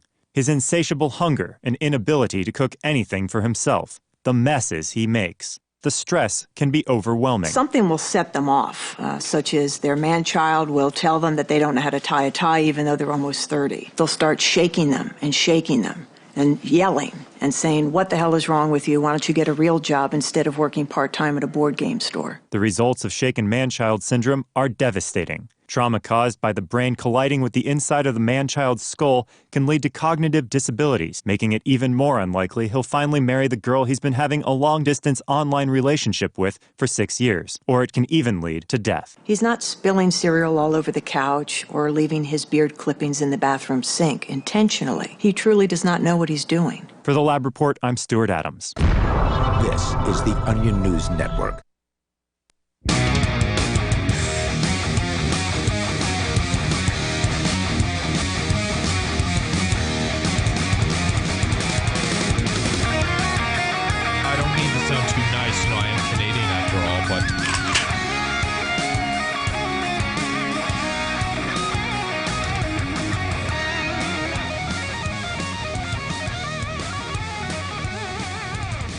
All right, and welcome back, everyone, to this. In this case, it's a very special edition of Questioning Authority. Today's episode will mark the third entry in my Orange Man Bad trilogy, where the first one was, has Trump revealed himself as the Antichrist? The second one was Trump's Trump's right-wing takeover plan exposed. And tonight is Trump's MAGA media exposed. Well, I don't know if I'll use exposed twice. That's sort of overdoing it. The word exposed is so 2000s, but I mean, it's important because I'm going to be going over these very important subjects. I'm going to be getting into Jeff Gizia, the secret racist right-wing millionaire behind a lot of these alt-light figures. Just the grift, right? And at first, I wasn't going to do it today because I wanted to do more research, and I've just been incredibly busy. Let's see here.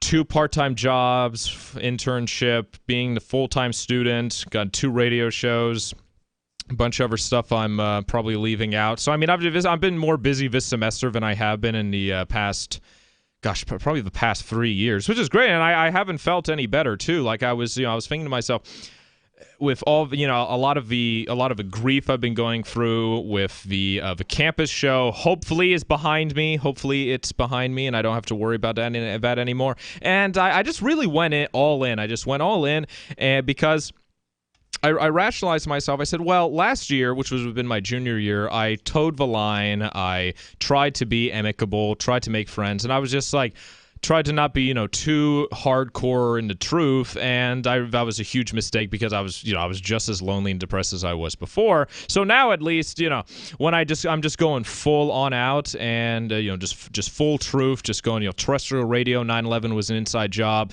Talking about Michael Aquino's mind war, getting into Kennedy assassination and such. I have a lot of great things going in the future, and so.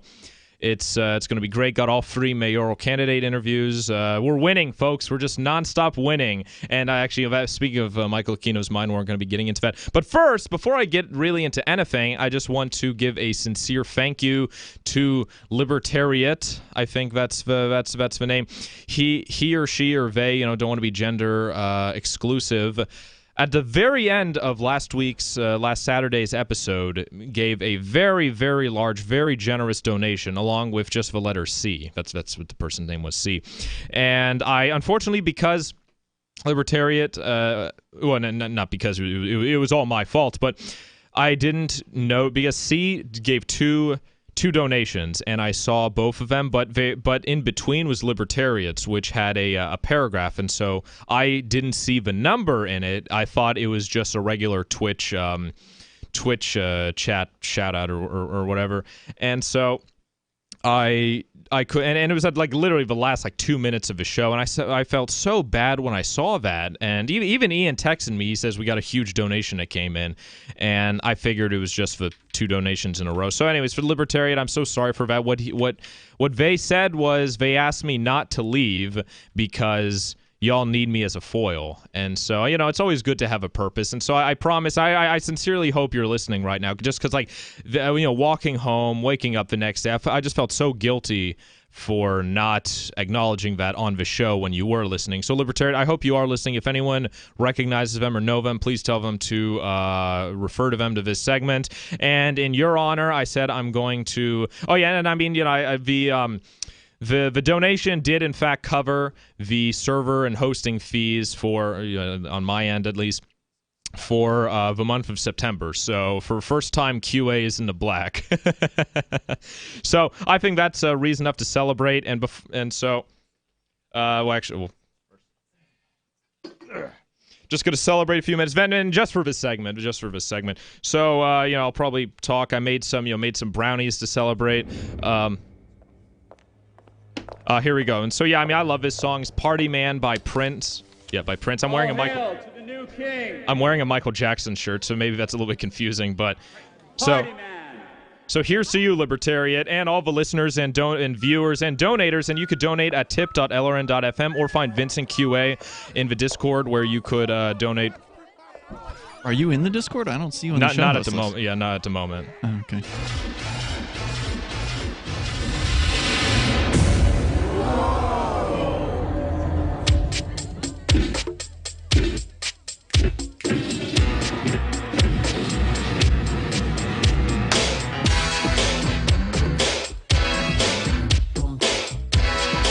I bought this with my own money, by the way, beforehand, before anyone starts accusing me of pulling a Cody or Cantwell and using donation money to buy booze. Yeah, but money's fungible. Well, that's what my dad told me. Yeah, but no, I bought this before the donation. Oh, okay. Yeah. I am the number one I'm the most notorious radio show host on campus, I'll admit. I think it's fair to say I'm the only show host on campus. Only talk shows. Talk They've got shows, music shows. But who cares about that? Well, no, yeah, and even the entertainment shows. It's like the most controversial thing they say is if they prefer Spock or Kirk, you know? Not denigrating it. Danny's a great guy. He runs the only ever talk show I think is on there. It's entertainment, not music. I'm guessing this song was featured in Batman. Yeah, I know. You have a Joker. Yeah.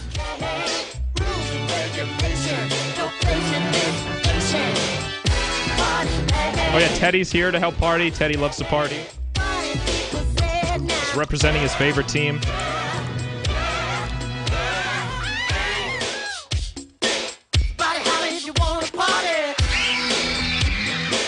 Nice rum and coke.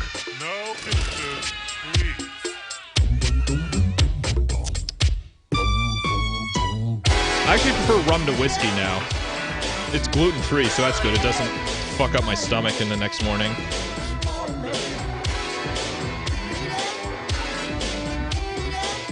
All right, time to get the liquids off the desk. Yeah, fuck it. I'll keep this on.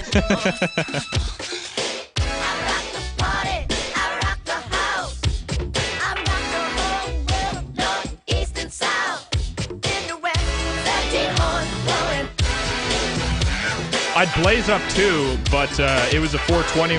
There was a 420 rally at Central Square today, so I don't want to get too